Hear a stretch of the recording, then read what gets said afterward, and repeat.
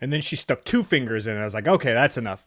Oh, okay, we're live. So, this is the sound check portion of the show, people. Let us know how we sound, please. Still trying to work out our audio issues. Yes. So, yes, tell us how we sound, and I'll address the elephant in the room. Yes, if something looks different, it is because there's new pops. yep. There are 5 additions. Nothing else different going Nothing on else the at all. YouTube. Oh, and there's also some micro machines that were added that that you should be able to see right there. So, Yes, Dave's camera is weird. We had a mix up yes. So today. So what happened was Dave needed the adapter for the USB-C. He lent it to somebody at work and forgot to take it back before he packed up and came to the podcast. So we're using the laptop cam, which is not the best quality, but we adapt, we overcome. The sound will hopefully be good if we get the sound shouldn't change. Appropriate acknowledgments, the acknowledgments. Yep. Just let us know how we sound so we can avoid any issues like we've had in previous weeks. Yes. And then we'll get down to it. The ack to the ack. Yep. All right. Supergirl says the sound is great. Right. I wonder if I'd do that loud enough if she could hear it in the house. Probably. Yeah. Like, should I That's not a challenge, though. I'm not saying you should do that. Excuse me. So you have to think about me, who is sitting right here. I never. No consideration. Not for shit like that. The 5-star reviews. That's what I meant to put in. We're gonna do those at the end today. Mention those during the Red 5 if it's not mentioned already, and then we're gonna do those at the end, because if we do them at the beginning, we're gonna have like an hour and a half before we ever get to the main topic. So we'll do that after our top 5 list. 5-star reviews. Well, there is a reviews blurb in here. Okay. So we'll do it then. Yeah. Yes, the Bronco above my head, right? Boop.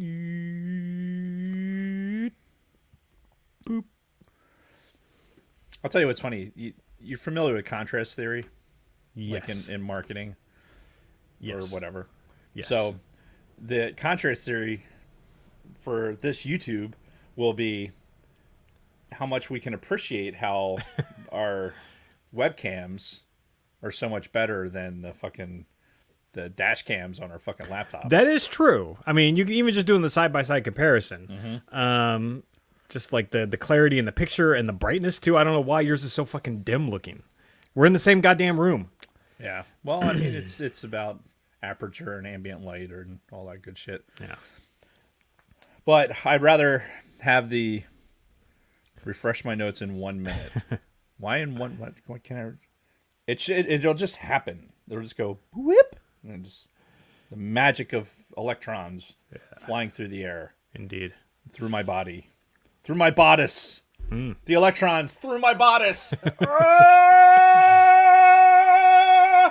Unlimited power. Live in space. All right. We're pretty much ready to roll, aren't we?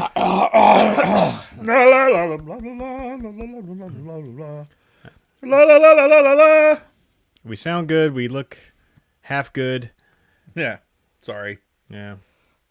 I did get a haircut today. I noticed that. Take off your hat. What? Because all I could see was the sides with your hat on. I'm like, damn, dude, he'd like shave his head. No, just the sides, because it was too long today. I had to fucking. Yeah. I get like crazy when my hair's too long. Yeah. Like, yeah, I have this like physical response. I can't sleep. Dude, I'm serious. It's strange, but. All right. Anyway, I'm. Are we ready? Awkwardly ready. All right. Well, whenever you are. Back more? Maybe more this way? Should I go more that way? Close to the right angle. Autobots. Autobots. Sorry, that was... This is only for 1 week. It will be fixed next week, one way or the other. Black ass mama. White ass daddy. It's going to restrict my abilities in the chat because the keyboard's off to the side, all weird. Yeah, it's funny. Between the two of us, Bronco Fett makes a good point. I'm now the long-haired hippie. You're the one with the haircut that's actually in regs, and I am clearly overdue. You are. You are looking a little shaggy. You know what? I don't give a fuck. That's what it boils down to. I don't care. And I'll probably get a haircut Wednesday, maybe Thursday. No, not Thursday. Wednesday, maybe Friday. And if somebody... No, not Thursday. Definitely not Thursday, because Thursday. Well, we'll talk about that when we get to our weeks. Okay, fair enough. Hey, can we turn on that guy? So when you say can we, you mean can me? Actually, I think it's behind Vader's head. Oh, shit. Behind the trilogy. Behind the trilogy head. Do my bidding. Do my bidding, wench. Right away, master. Excellent. My hair is 3 feet long. Tell us more about your haircut schedule. Okay. I am ready. All right, let me just watch your ears, folks.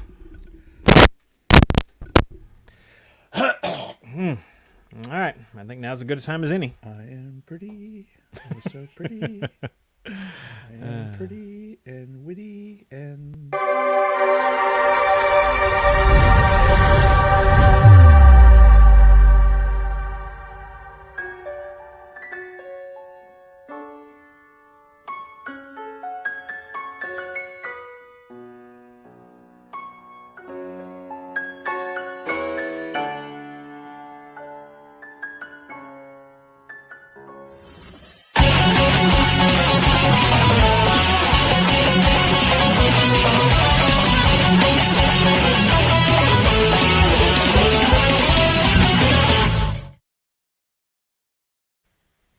To the people of Ukraine.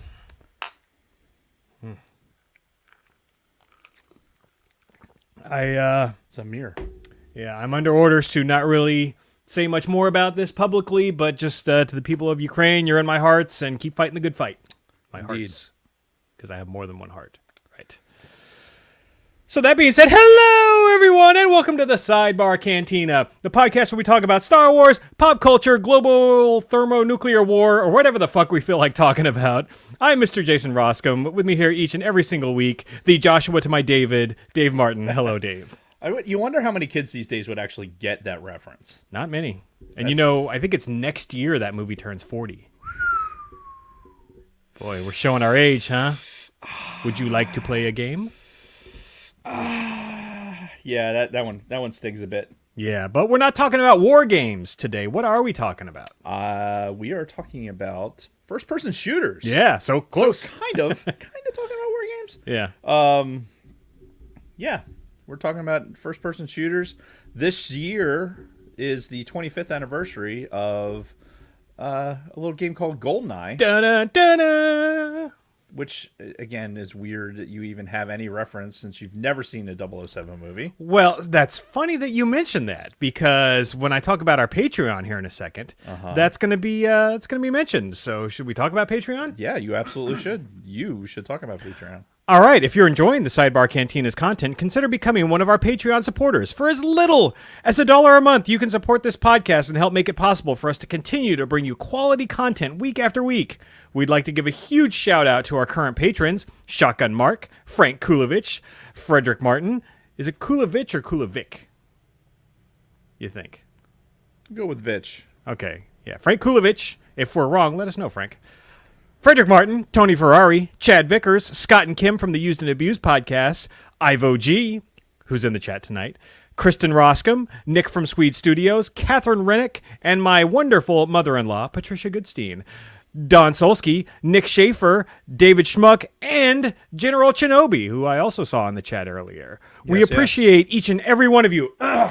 Sorry, the food that we had right before we went live is clogging up my esophagus there. If you'd like to consider becoming a supporter, you can find us at patreon.com/the Sidebar Cantina. Our Patreon page is also a great place to give us your opinion regarding show topics and the direction of the podcast in general. This week, you can head over to our Patreon page and cast a vote in our latest poll. A certain host of this podcast has never seen a James Bond movie and would love to know which one should pop his James Bond cherry. Oh, hey now. Thank you again to all of our listeners and supporters. You are the reason why we do this. And yes, that Patreon poll is up, basically asking what's the first Bond movie I should watch, because I think we're going to go ahead and do that at some point this summer. Yes, you absolutely should. What's the in the poll? Is it just like a fill-in poll for? No, I gave like 4 options and then an other, and then with your other mentioned in the comments, and there's been a couple. All right, you're not gonna mention what the options are. I mean, I guess I could. Hold on, let me. You don't have to. I'm just saying. Oh, hold on, I got it up right here. That's what he said. I picked for the options that I gave for the 4: Goldfinger, Casino Royale, GoldenEye, and From Russia with Love. I picked those because I just looked up some like top 10 Bond movies, and those were some of the 4 most popular. Okay. And then I also gave the other option, and On Her Majesty's Secret Service is also gaining some popularity. Okay. In the other category. So fair enough. I'm looking forward to it. Indeed. I'm looking forward to you popping your James Bond cherry. Yes. Or James Bond popping your cherry. Let's hope not. Got anything to talk Red 5 wise? Well, being part of the Red 5 network means being part of a family. And one of us hurts, we all feel it. We want to send our condolences to our Red 5 leader, Roe, and his wife, who recently had a death in the family. You are in our thoughts and prayers. Yeah, fuck cancer. So, more on the Red 5 network news after the show. So I'm seeing in the chat somebody mentioned no boobs in war games. So are you saying that's a good thing or a bad thing? Because to me that sounds like a bad thing. I mean, it's tough to get boobs in movies about teenagers. Yeah, I mean Matthew Broderick was literally a teenager in that movie. Okay, fair enough. I don't know how old Ali Sheedy was in that. But... yeah, they were pretty young in that movie. All right. Okay, so probably a good thing that we didn't. I mean, phones had rotary dials in that movie. Yes. Like, legitimately. Oh, yeah? Like, an auto dialer literally was a thing that, like, stuck its finger in the rotary and went... Are you going to make it over there? I don't know, man. I ate too much food. Just get a good cough out. Just...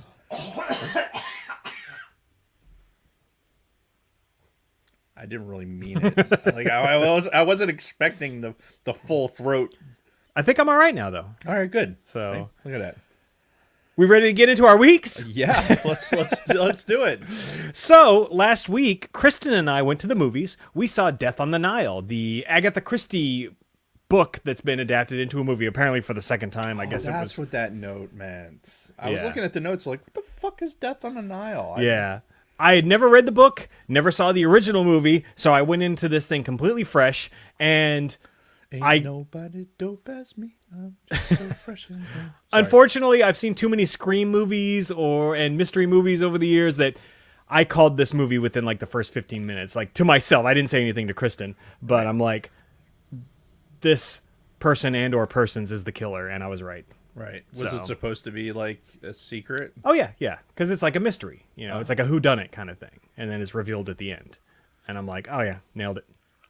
Is it... Okay. I feel like, are movies like that like a real thing? Like, can you really hide who actually did it? Like, if you're telling a good story, aside from just like having somebody randomly do it and never actually talk about them in the rest of the movie, I'm pretty sure that there's going to be context clues that are going to point to the fact that this person had done it. Of course. Yeah, they put in the clues, but they also put out a shitload of red herrings. Case in point, we saw Scream 5, a month and a half ago or so? Same kind of thing. You know, the Scream movies are basically horror movies around sort of a whodunit, because, you know, it's always like a surprise at the end, like who the killer is. And even though there were signs pointing at the killer in this one, like, it was never obvious. Like, I never was like, oh, yeah, it's definitely this person. It was like, oh, okay, I can see why. That wasn't my first choice, but I get it. Fair enough. So, fair enough. I would imagine it gets harder over time. That is what she hopes. Yes. But anyway, speaking of going to the movies, we acquired our tickets, or I acquired the tickets for my family to go see The Batman on Thursday. So I was going to ask you about that because I was hoping that you would also acquire me a ticket to said movie. See, we didn't if we'd pre-coordinated a little bit, then I would You have. mean other than the fact that I said on the show, let's go do that, and you're like, yes, okay, that's a good idea. Like, let's, as in, let's, together, let's do that. Let's watch this movie together. I have just like we did when we went and saw Batman versus Superman. Right. And all the fucking Star Wars movies. To be fair, I didn't think you'd ever watch a movie with me again after I made you go see Batman versus Superman. What? So It was my fucking idea. I Was it? said it on the show. no, well, okay, well I understand that, but either way, we might still be I'm able looking to at the camera that's not working. God damn it. we might still be able to get you a ticket because one of the things that they do is they do the spacing, right? Mm-hmm. So, well, at least theaters used to. I don't know with all the dropping of the mandates and shit. Maybe they're not spacing anymore. Either way, there might be a seat available on one side or the other of our group. Damn it, Jason. Sorry, if I thought about it, I would have reached out to you and be like, well, but I don't know if you're going to be available at 4:00 on a Thursday. Like, do you have work going on or what? I don't know what you're. I'm sure I have something going on, but I can always make an adjustment if that's when, that's what becomes available. All right. Well, when we go off the air, I will look up the theater and see if we can get one of the seats on the other side of our God damn group. it, Jason. Sorry, bro. I know. I didn't know if you were going to go see it with Kathy or somebody. Yeah, me that because look. Kathy wants to see the Batman. I don't know. Oh, yeah. She's totally into the Batman. Can we move on, please? She likes people to talk like this. She might. I don't know what she's into. I don't... What's that, the parody Batman? All right, hold on. This is happening live. Oh, you're talking the bad man from it's like the Funny or Die skits or something like that. Yeah. Where he's talking about how... The clean slate. Yes. Yeah, we did it. Twice. I just gotten out of the suit. If that was a cruel ploy, sign me up for another. Yeah. Keep the people busy while I look this up. I don't know what he's looking up. Kristen wanted me to send her my tickets so she could try to buy the other seat for you. Fair enough. All right. Scott with the clotheslines. 1, 2, 3. You are not good at. No, if I'm going to spitball, I need. All right. This podcast getting weirder every show. Ivo, if you had seen what this podcast, I'm looking at the wrong fucking camera. God damn it. Ivo, if you had seen this fucking podcast when we first started, the weird shit, the randomness and the weird shit in the beginning, this is nothing. Oh yeah. We are so on topic compared to how we used to be. Oh, and we used to fucking be God. we used to be drunk off of our asses too when we did the podcast. At least I was. Most of the time. You drank with me a lot when and we first also starting would to. do 2-3 episodes, sometimes three episodes in a true. sitting. Our faking of and faking like everyone thought we weren't faking it. Right. Anyway. All right, let's get back on track here. The last thing I had for my week is I'm working this weekend again. It feels like I just had a working weekend, and I'm working again this weekend. So aside from watching the Batman, I'm not going to have shit to do or time to do anything else. Right. Which just makes me think about retirement more and more. Yes. I'm every day that goes by that I have to deal with this kind of bullshit. I'm just like, I should just fucking retire. Yep. I should just fucking retire and go down to Wawa that's hiring for $15 an hour right now. It's like, we'll take anybody, $15 an hour starting today. And just be done with. Would you really want to deal with people all day though? No, but I mean, at least I'd have a 5-minute commute as opposed to a 45-minute commute, more time at home, less shit that I have to stress about all fucking day. facts. I go in, make some fucking sandwiches, and fucking call it good. Yeah. It's a peaceful life. Yeah. I'm still plugged into the Matrix. I managed to go back, but there's still a level Yeah. that you don't have to deal with anymore. exactly. And I'm so looking forward to that. Yeah.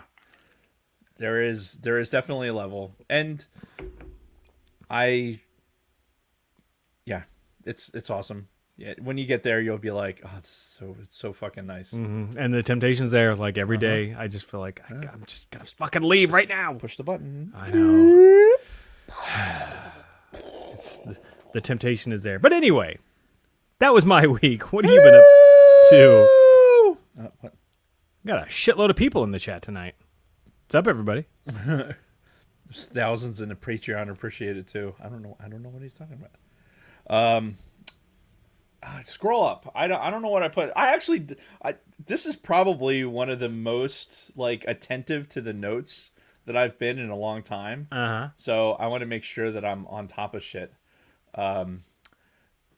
We alluded to world events kind of in the beginning of the show, and it's made my work life really busy. I would imagine.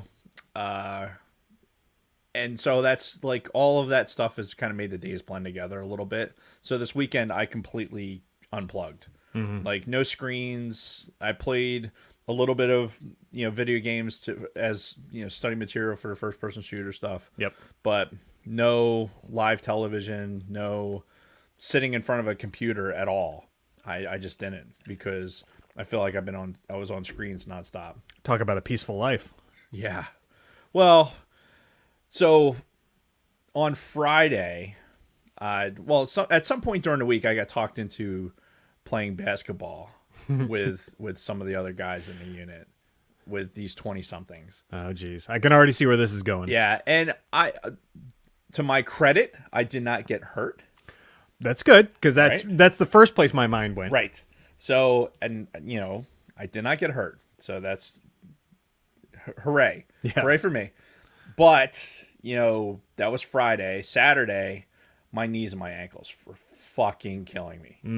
Just nuclear devastation. Just did not, all I wanted to do was not move at all. So I spent a lot of time just not moving, like doing some laundry, like just, I couldn't even tell you what the fuck I was really doing all day. And then on Sunday, I'm like, all right, my knees and my ankles still hurt. I don't want to be on the computer. I don't want to sit and do shit and be on the screens. So I've got a crawl space it's filled with a bunch of junk that needs to get fucking thrown out. So what am I gonna do? I'm gonna go in the crawl space, and because I don't have to be standing up because it's only this fucking high. Right. So I have to be in there like sitting down pretty much to sort through fucking bullshit. And so I did that for like 3-4 hours. Super productive. Emptied out a bunch of shit. Brought some stuff here to display, because otherwise it's just sitting in a box not doing anything. And now my reward for such productivity is, instead of just my knees and my ankles hurting, my entire body is now like my back and my fucking shoulders and everything else. It's like fucking hell. So everything has a price. Yeah. And don't get old, kids. yeah, it sucks. Getting old fucking sucks. I have OG. Do you see what I have OG said? Yeah. So yeah, while I was cleaning out the crawl space, though, I came across like just a bunch of random stuff. I came across like old radio logs.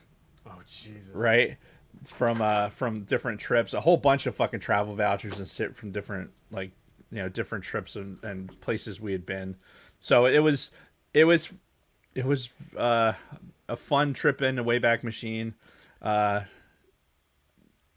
yeah, that was pretty much it. Well, to put a nice bow on all of this, Kristen just texted me. She got you a ticket. Woohoo! To go right next to us. So basically, we got 5 seats in a row now. Sweet. For the Batman. So let me know how much I owe you, and I'll Venmo it to you. Yeah, 4:30 on Thursday. 4:30 Thursday. Yeah, copy. The Dark Knight. Darkness. No parents. But yeah, honestly, that's pretty much it. We're gonna talk a lot about the video games. I did sit down and play some video games, and I'll talk about what I was playing. That's gonna bother me. can't tell you. I'm so fucking annoyed that I'm the setup's not right. Yeah. Like the camera not being right is it's just fucking annoying me. Like I the pops look so good. We have all this extra stuff. I got new pops displayed. Yeah, I know. ready. This is week 2 of the new studio, and I- you've already fucked it and up. I fucked it up. I fucked it up royal, and I'm so pissed at myself. I can't even think. Fucking At least terrible. they could see some of the sacred pops over your shoulder, but No, but it's not the same. It's not the fucking same. I'm just mad. yeah. Well, there's Oh, I do know what I want to say. what? Right? Is that engage in fisticuffs? Hey, is that what you? I've got instincts, all right? Those were the instincts. Yeah. Again, looking at the wrong camera. Remember back in the day, talking about the old podcast when we only had the one camera, and then we had the look here sign. Oh yeah. Well, we still have the sign. Could be because we didn't know where to look because where the camera was, so we had to like put the look here boob sign so that we knew when to look at the camera. Now my fucking muscle memory, all I'm going to do is look at the wrong camera all day. No, I think I talked about it last week. I finished the Ronin book, right? Yes. And I said it was good, but it wasn't like for you it wasn't like a must read. Like Right, because it's not canon. right. But we're talking about the sacred pops, right? The sacred pops. And this weekend, like, went on a little adventure, or Kathy and I, we went to Target. Mm-hmm. And while we were in Target, we bought some. Well, we were just walking around. We needed like some fitted sheets, right? Okay. And so we went to we went to Walmart and garbage. So we went to Target and we're sniffing around, found some sheets or whatever, and then I went back and I wanted to take a look at the Legos because that's what you do. Like Target has a lot of like exclusive stuff, right? They have exclusive pops, they have exclusive Legos, and quite frankly, their toy section is a lot cleaner than like Walmart's. Yeah, I mean everything is generally cleaner. It just doesn't seem like it's such a shit show, right? Which is probably mostly in our heads, but whatever. But I do know they have like Target exclusive stuff. Sure. Ugh, excuse me. So, corn chips.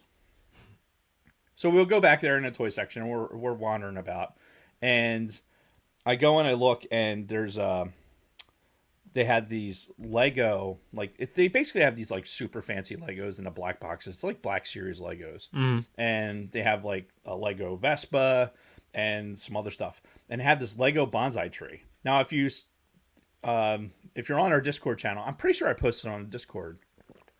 Okay. If I didn't, I will. But so we bought it for. They had a sale. It was spend $50, get a $10 Target gift card, right? So I'm like, I must have this Lego bonsai tree. I wanted it. Why the bonsai tree? Why did that jump out to you? It's very zen. It's like okay, because I was gonna say you're not a big Karate Kid fan, so I don't understand but it's very zen. It's very peaceful. Okay. Have you ever been Have you ever been to Longwood Gardens? It sounds familiar. So it's in PA. It's basically a huge DuPont owned fucking. No, you've never been there. I can almost guarantee you've never been there. Yeah. Kristen, has he been there? Anyway, whoa, what?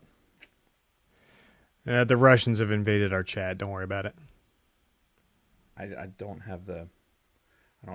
I can't read fast enough to fucking try and translate it. Anyway, the Longwood Gardens, they have this whole section for bonsai trees. Okay. And it's fucking amazing what they do to like it's a regular normal tree that they like just basically shrink. Like not shrink, but like they adapt it so that it stays miniature. But some of them produce like whole fruit. Like so you have this tiny tree producing like a full apple. How does that work? It's fucking insane. But it's very, very cool. And they age like they're hundreds of years old. Yeah. Like some of them were like started growing in the Civil War era. God damn. Like just fascinating. So anyway, Google bonsai tree and you fucking learn all about it. So got this Lego bonsai tree, very, very cool. It was $49.99, right? The coupon had to be $50, right? So cue the fucking the shit show of trying to get something that was. It was $50 worth of Lego shit, but I was like, oh, I need another thing. Let me go back and look at the pops. Right? So I go back into Target. Target's got its own section for pops. And they had a couple of pops that I had on Amazon pre-order. I'm like, why is it going to take me another month and a half? Or it was going to take me at least another like 2 or 3 weeks to get 2 of the pops, the Cobb Vanth and the Luke one. Like, why am I going to keep waiting for Amazon to send it to me when I could buy it right now? So I just fucking canceled the pre-order, grabbed the Cobb Vanth, and, go up to the fucking front. It's like, oh, no, you don't get the thing because it's only $49.99 because I needed to buy, it had to be $50 worth of Legos. So I had to go back. I bought a little Lego toy, which I'm going to give to John's daughter. Because she's into the Legos now. And so I got the Lego toy. And while I was in line, I am on the Target app, and I had put in Funko, and what pops up? Remember, kids, this conversation started with the Ronin book. Right. We're coming full circle here. What pops up is there's a Ronin pop. Oh, geez. That's like a Target exclusive. So I'm like, so my that wavelength I have for like, wow, the Ronin book was good, right? But it wasn't like something great. Now suddenly the Ronin book jumps like 5 or 6 octaves to something that's like, oh my god, there's a pop for it now, and I had to have it. Fucking had to have it. Oh, of course. So now on pre-order, which I think is going to come out in like June, but I'm so excited. It's going to be the pop and the fucking IG droid. Oh, or not really? the IG, R2 droid. Okay. In His little companion. Yeah. Yeah. I have that set, and then I have another one, but it's going to come with a T-shirt. So I'm so fucking excited. It's going to be great. So yeah, Ronin. So I say all that to say this, right? This sickness here, these pops amplify something that like you thought was already good, and it turns it into something that like, wow, I really like that. The Ronin book is the perfect example, right? It's like, oh wow, I liked Cad Bane in the fucking in Star Wars and watching it in Boba Fett, right? Book of Boba Fett. But then like, wow, there's a Cad Bane pop that I must have now because I've seen it now. Now I have to go get this fucking Cad Bane. Like all roads lead to pops now, and it's a sickness. It is. It's a sickness. But Thank God you're separated from them for a week at a time. I take pictures of them every week when I'm in here. I take pictures, and then I look at those pictures. We might have to have an intervention at some point. Whatever. An intervention to what? Anyway, that's my week. All right. So, do you need a break or anything before we start getting into our main topic? No, but But I'm looking through. I have to sit next to Ben. No, I'm looking through the chat to try and see. riveting for the audio audience. Yeah, well, really, if you're listening to us in the audio, you should really go on YouTube and check it out and participate in the chat. Go on YouTube. I'm not saying to not download this. You should be downloading it because you're in the car. You can listen to us. We're going to say a bunch of stupid shit, and hopefully you'll laugh. Perfect for the fucking podcast. But if you get the opportunity to watch what's going on and see the sacred pops and everything else, then subscribe to us on YouTube and give us a fucking thumbs up for the video. Yeah, Pretty please. And Sure see us with the weird Dutch angle on Dave's side for this week. And fuck off. God damn it. Because I forgot. It's all my fucking fault. all right, can we get into the main topic now? Yes. All right. So, as we mentioned at the top of the show, GoldenEye for the Nintendo 64 is celebrating its 25th anniversary this year. So we thought, hey, why don't we talk about a whole history of console first-person shooters? Yes. Now, it's going to be tough because, especially for me, when we start talking about a lot of these FPS games, especially some of the newer ones in the last like 5 years or so, a majority of them I play on PC. So I'm trying to keep the stuff that I played on PC out of this conversation and strictly stick to the ones that I've played on consoles. So that's kind of where I'm coming from with this, where you are just more of a straight up console person. Yeah, I mean, well, obviously, when we start talking about things like Wolfenstein and Doom, that like those were PC. Those are the OGs basically. Exactly. So, but for the most part, up to present day, it's been console only. Yep. And what's also interesting is I feel like you and I are on different ends of the spectrum when it comes to types of shooting games as well. Like you're more of a traditional like Call of Duty, Battlefield, Medal of Honor type of guy, where I'm much more of the off the wall type of shooters, or the ones that cross into different realms, like the Fallout 3 and New Vegas, Borderlands, those types of games that have a lot of role playing elements to them. Right. So, and I think that'll kind of come into play too as we get talking about all these. But as we always do when we cover a topic like this, is we go into a little bit of our history. And for me, so yeah, we talked about Wolfenstein and Doom. My family got our first family computer, I think it was the end of 93 or the beginning of 94.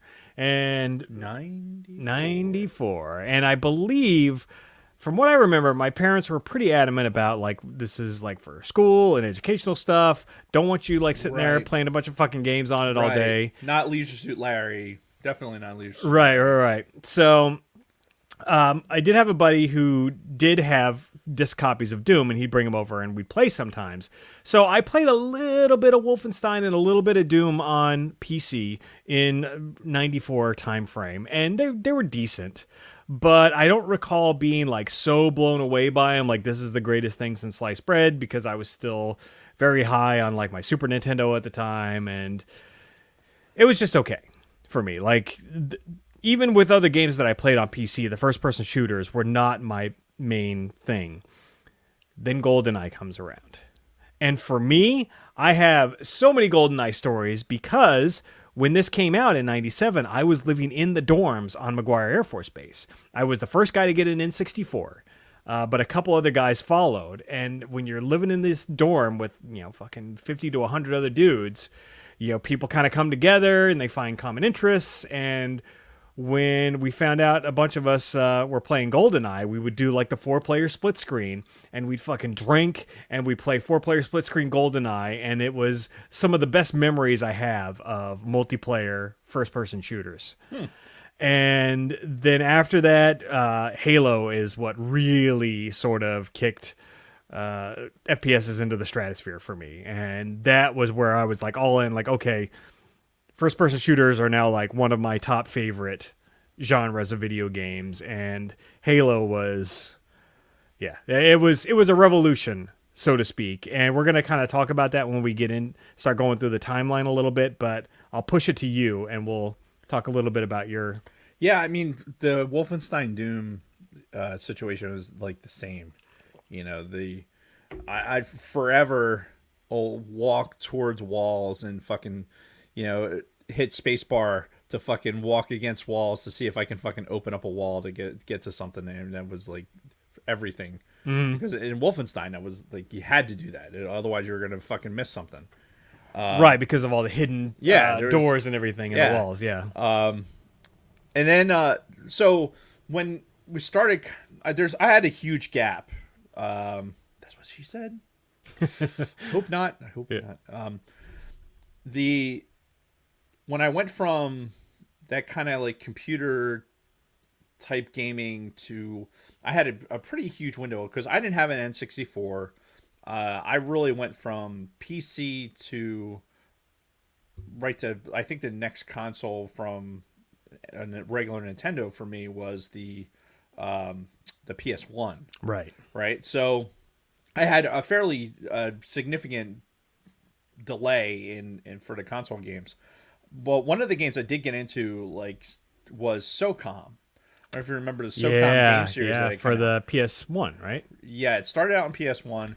Now, it was not a first-person shooter. Yeah, they were third person. It was third person, but it was the type of game where, because of what you were doing, like especially in there were modes and like kind of the mission sets were such that it was really the first game franchise where I was like, the next one's coming out and I have to have it. Mm-hmm. You know what I mean? Like, I enjoyed playing the game. I enjoyed that type of action in the game where I was like, all right, I want the next one. When's SOCOM 2 coming out? You know?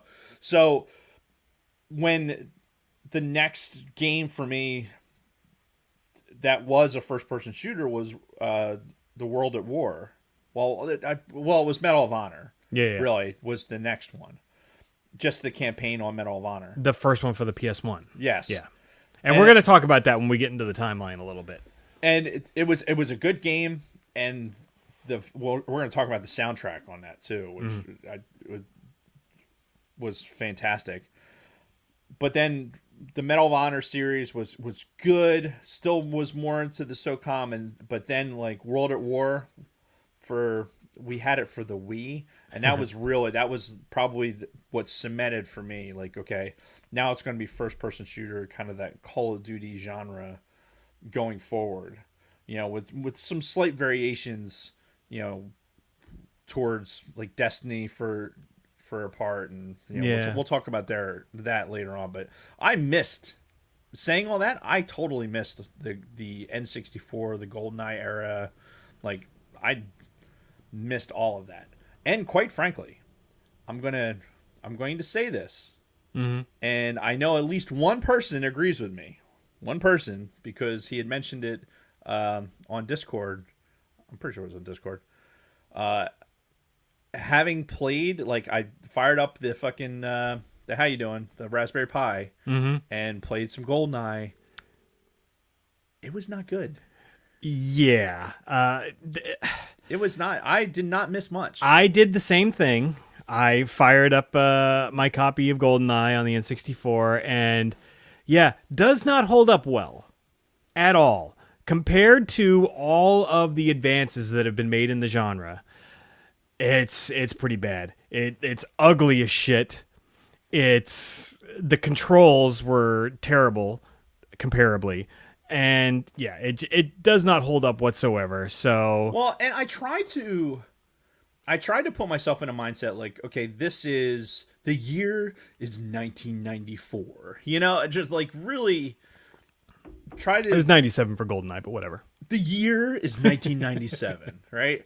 I had a 1-year-old child. You know, I tried to put myself in this mindset of what video games were, and even with that, remember one of my favorite games of all time that I was playing was the TIE Fighter game, right? Which was out around the same time. Mm-hmm. And that game, as clunky as it was, I mean, it was on PC. It was a simulator type game. Yep. But I was so immersed in that, like when I got into GoldenEye, you know, granted, it was pretty fluid as an FPS for a console like N64.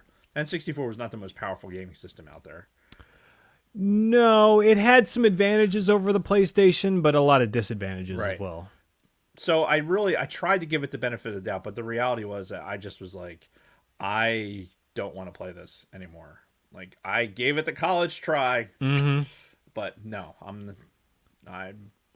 I'm sure back in those days, if I had gotten into it, I would have enjoyed it probably, but yeah, and we're going to talk about it in a little more detail too when we get into the timeline. But is that it for your thing? 'Cause let's get into some this or that. Well, yeah, because we do a segment on the show every week called This or That, where our social media director, Lunar Girl, puts up a poll on our Instagram. What is our Instagram, Dave?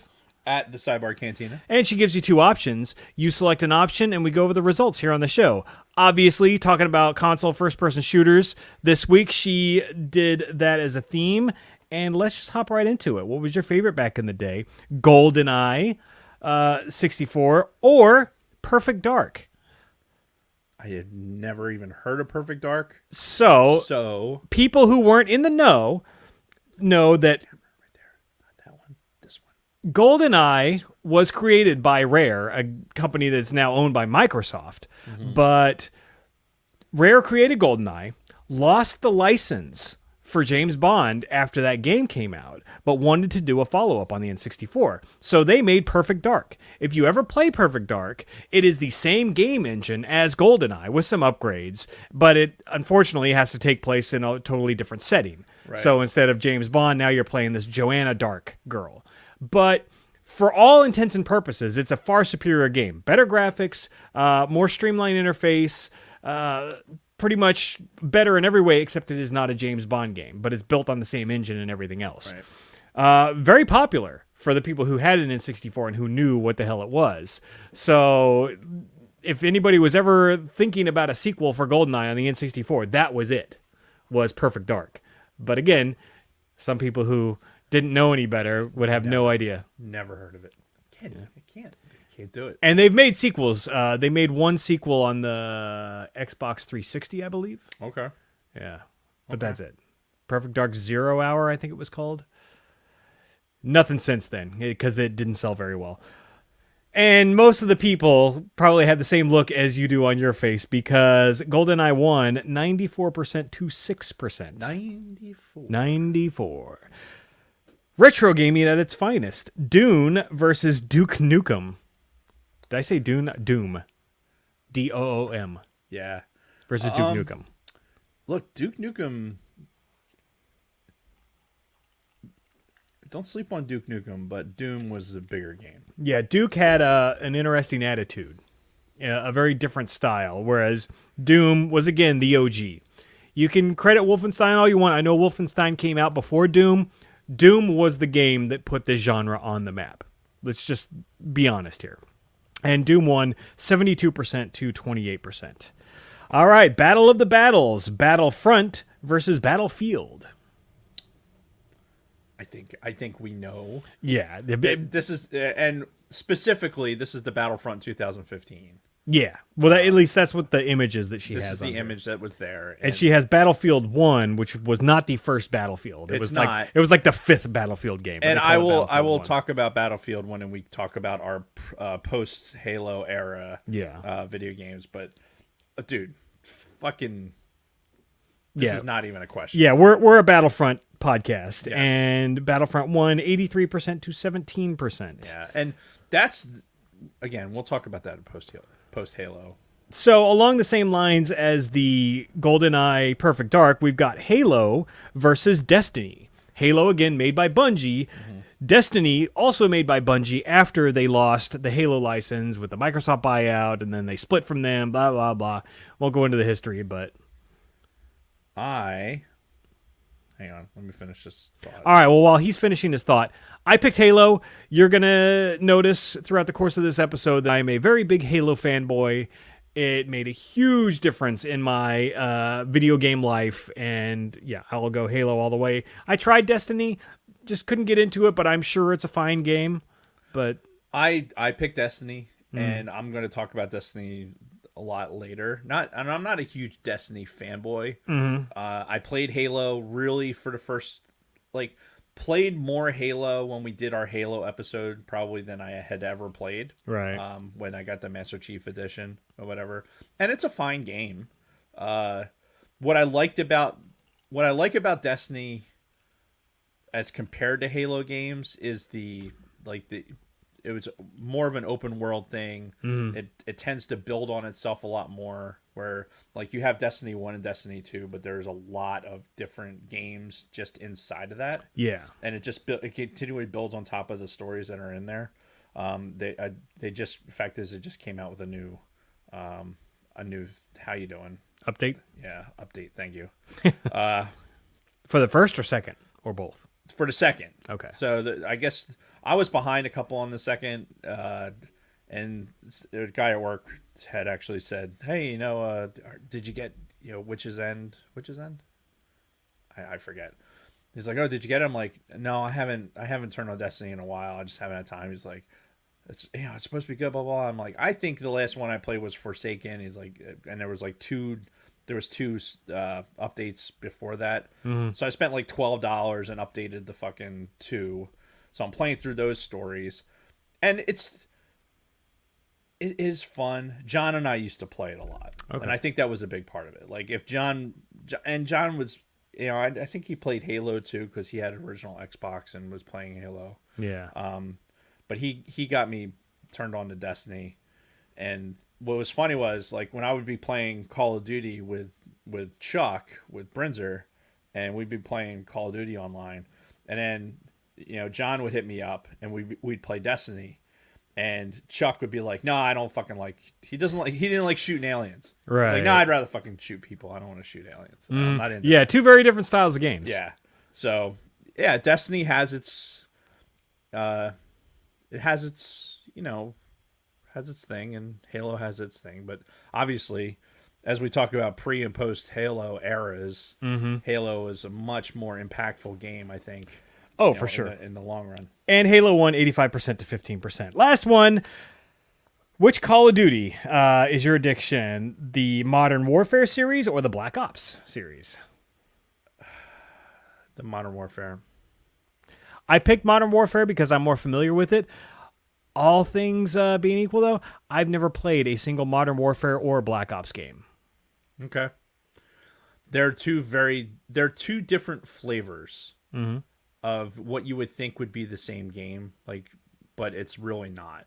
Like the most recent iterations, and we can get into it in more detail later, but when you have the Black Ops Cold War, and then you had the most recent Modern Warfare release, they're two very different flavors of game. Right. That it just is. It's just different. Well, and that's good because they release a new fucking Call of Duty every year, so they better be different, right? Because don't they kind of alternate like a Modern Warfare and then a Black Ops and then back and they kind of got into that methodology. And honestly, I think the only reason the Black Ops franchise has thrived was because of zombies. Well, yeah, and we're going to get into that too. Yeah. So the last thing is a Twitter poll. Lunar Girl put up on our Twitter. What is our Twitter, Dave? Sidebar Cantina. Yeah, at Sidebar Cantina. Basically just asked, what's your favorite first-person shooter on consoles? And Halo was first with 44%, followed by Battlefront, 33%, Call of Duty, 19%, Battlefield, 4%. So thank you again to Lunar Girl. You are the best. And let's move into this, unless you need a break. No, I'm good. All right. So, yes, as you alluded to as we were going through this or that, I broke this into two eras, the pre-Halo era and the post-Halo era, because when we're talking strictly consoles, I feel like Halo was the line where first-person shooters went from this, we're going to kind of adapt these games from PC, we're going to, oh, Jesus. I just watched Dave hurt himself by moving. Where first-person shooters were dominant on the PC. They had a fringe movement on consoles. GoldenEye came around, but it wasn't until Halo when they really took off on consoles. And kind of everything that came after Halo was sort of based on that game, be it the controls, the method of storytelling, all of that. So we're going to break it down, first starting with the pre-Halo era. Are you all right? Like, you look like you are in some pain right now. Yeah, I'm all right. I'll be all right. All right, you going to be able to continue? Yep. Okay. So, we started off, like we mentioned, first-person shooter started on the PC, right? Wolfenstein, Doom, we talked about those a little bit. PC gamers had all the fun in the beginning. They got to do their, fucking networking and LAN parties and all that shit, while us console players, we had Mario Kart on the Super Nintendo. We got to do split screen on that. And it wasn't until really GoldenEye came out on the N64. We had some ports of Doom and Wolfenstein. Actually, the Super Nintendo had a pretty awesome port of Doom because it came with a big red cartridge, and it was a pretty faithful recreation of Doom on the Super Nintendo. They had to cut some corners in some places, but they had extra levels and all kinds of shit. Nice. But again, it was still just a console port of that existing PC game. When it came to originals, GoldenEye was kind of the first big original that made a splash. You had a couple of games on Genesis that were very crude. Like, I fired up one on an emulator. It was called Battle Frenzy. Also goes by Bloodshot in some regions.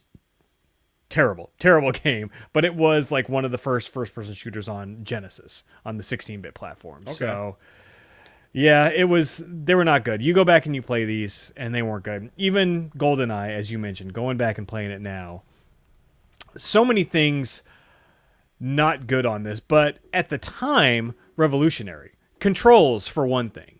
The N64 was the first console to really have a good analog joystick on the controller, right? It still had the D-pad, the directional pad, but it also had an analog stick, and that became super important when it comes to first-person shooters, because how do we play them now? We play them with 2 analog sticks, and it's perfect the way it's done now, based off of the Halo controls, mind you. And there were, beforehand, first-person shooters were what? They were these fucking boxed rooms, these square box rooms that you just run in and you just fucking shoot stuff, right? There's no anything else. It's fucking run in, gun down the shit, or in the case of Wolfenstein, find the secret fucking room, right? Pick up all the power-ups, but there's nothing special to any of them. Whereas GoldenEye added elements of stealth. Like, you had to be stealthy in certain parts of the game, added different devices, a whole slew of weapons. It started to take the genre in a step forward, and especially because it was on consoles. It was revolutionary at the time. We talked about the 4-player split screen a little bit, which it's so weird to think of how good of memories we have of that, because you think about the size of the TVs at the time. We talked about this a week or two ago. Like, the best that we're going to be playing this thing on is like a 29-inch TV. Yeah, if you're lucky. Yeah. And, back then that was huge, but by today's standards, you'd be like, yeah, what is that? If you were able to get on a 27-inch TV, 27-inch TV, you were doing okay. Like, that was a good living room size, television. Yeah, but then imagine taking up a quarter of that for your screen. Yeah, and then in your peripherals, you have all these other screens moving too. And you come up with a bunch of creative ways to fucking block out the other person. Oh yeah. Oh, excuse me. But it was, again, revolutionary at the time for consoles. And then you had all kinds of different modes, too. Like, if you play through the game, you'd be able to unlock certain modes. Like, you'd be able to unlock the golden gun, which was a one-shot kill. And I know in the multiplayer modes, we loved to play, either there was a mode called the man with the golden gun, where there was one golden gun in the map, and whoever had it, was able to do the one-shot kills, or there was a mode where everybody had a golden gun. And that was really interesting, because it was just, you come around a corner, there'd be somebody there, you go boom, and every time somebody died, you'd hear da-da, da-da. So when everybody has a golden gun, all you hear is boom, da-da, da-da, boom, da-da, da-da, boom. It was fucking hilarious. Absolutely loved it. But the funnest part about GoldenEye for me was, if you beat the game, I don't think you had to do it in any certain time or anything, but after beating the game, you could unlock a mode where every enemy in the game had a rocket launcher. And you could play through the game with every enemy having a fucking rocket launcher instead of their normal guns. That was fucking hard. But I played through the whole fucking game on that rocket launcher mode. No shit. I spent hours and hours and hours, because I was single, living in the dorms, didn't have much else to do with my life. And yeah, that's what I did. I fucking beat that game with every single enemy having a goddamn rocket launcher. That was so difficult. I'll bet. But dude, fuck all that. Yeah, but it was a lot of fun. So again, these are some of the new things that GoldenEye was introducing to the console fans as far as like first-person shooters and everything goes. So, and you don't really have anything else to add as far as... I don't. I mean, like I said, GoldenEye. You never had a friend or anybody who had it, and you went over to their house and played or anything? No. Wow. No, because what was I doing in 1997? Oh, that's right. You had a 1-year-old. Well, I was at Keesler for almost the entire year of 1997. I got back, and I had a fucking... Well, by the time I got back, it was 1998. Yeah. So now I have an almost 2-year-old. I was, had to go make a living, because at the time I was a drill status guardsman. Yeah. So I had to find a reasonable employment and go out, make that money, and and take care of a kid. Yeah, You not know, a lot of time to fuck around at that no, point. there was no. I wasn't a single airman in the dorms that had nothing to do with play video games. I was, you know, when I finally got the job at CompuCom, which we talked about before, my drinking job, that I was working 3 to 11 during the day, was watching fucking Sesame Street and shit like that. It just there was no video game time. Yeah. It's just not something that yeah, I had some PC time, for TIE Fighter a little bit, but video, like I said, video games didn't really come into play again until I got in the military, active duty in '99, and by that point it was PS1. Okay. And that's right. So I skipped an entire generation of Now, consoles. technically, the N64 and the PS1 were the same generation, but But I didn't. It's not in the alert facility. We had PS1. yeah. That's what we had. But speaking of the PS1, so they kind of moved us forward a little bit during this generation when they introduced the DualShock controller. Because Right. if you remember, the first PlayStation controller was just a standard controller. It had the D-pad, Right. had like 4 buttons, and had all the triggers. Right. But there was no analog until later on. I think it was like the end of 97, beginning of 98, they introduced the DualShock that had 2 joysticks. Now, unfortunately, they didn't really have the foresight to apply that to shooters. They were mostly using that for games like Ape Escape is a good example. That was a game that they really pushed for the DualShocks, because like one would be your movement, the other one would be your fucking net as you'd swing And it driving around. games too. Like Yeah, the driving driving games. games were big because one of my favorite games for PS1 was Rallycross. Oh yeah, And I played the shit out of that fucking game. You know what's funny? Like, you think about the PS1, we had the PS1 in the alert facility, and then when I procured a PS1 for myself, I had a PS1, and remember that you could buy the screen that would attach to the PS1? yeah. Oh yeah. To make it the little screen. In my brain, when I think about playing a PS1, the screen's this big. Like that's all I remember is the screen being this I big. had one of those for the GameCube. That's what I think about when I think about a lot of GameCube games. Right. Was it had a screen on the top Yeah, of my it. internal memory of that fucking screen, like it when I'm playing PS1, it's only but so big. Yeah. But yeah, Rallycross was my go-to game when it came to the PS1. Right. But either way, that DualShock controller was revolutionary. We may not have realized it at the time, but every controller that's been created since then has mimicked that design in one way or the other with the dual sticks. The only exception being the Sega Dreamcast that was not successful and did not last very long. So, speaking of which, sidebar. Rest in peace to my Dreamcast, because you know how I've been moving all my consoles into the living room? Yeah. Well, I've been firing them up one by one to test them. One of the reasons that kind of got me to want to do that in the first place was when these fucking shelves were falling apart. That one toppled over, and the Dreamcast was on the very top, and it fucking slammed into the TV stand that I had there, and it was like a boom, and I'm like, fuck, that might not be good. So I finally got to fire up the Dreamcast this weekend. Dead. It's dead. So Did you take it apart? Like, is it a component that can be soldered back in? I have no idea. You should But either way, for now, my Dreamcast is dead in the water, so I'm going to have to look into getting another one at some point. But I digress. So anyway, PlayStation DualShock, revolutionary at the time. PlayStation 1 did have some first-person shooters. Again, a lot of them were ports of Doom, ports of Wolfenstein, ports of Quake 2. If you remember, one of the next big steps on the PC was the Quake series Yep. that came out. Yeah, Quake parties and everything else. That was Yeah. like the next big iteration of fucking. And apparently, the port of Quake 2 was actually very well received on the PlayStation 1, and it's sort of a beloved game. I've never played that version, but I do know that, again, they did not take full advantage of the dual sticks, because most of the shooters on the PlayStation are the left stick is what moves you, and then you have to hold down a button and then move the right stick to kind of aim. It wasn't nearly as intuitive as it is now.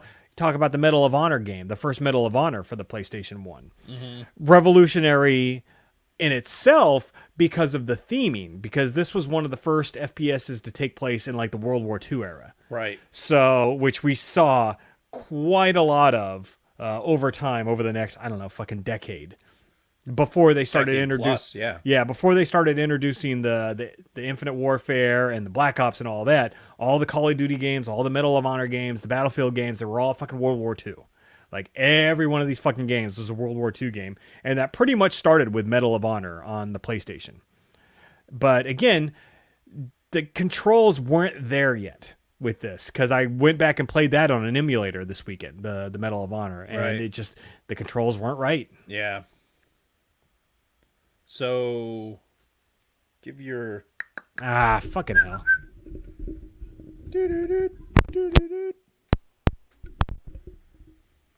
All right. Hopefully that took care of that.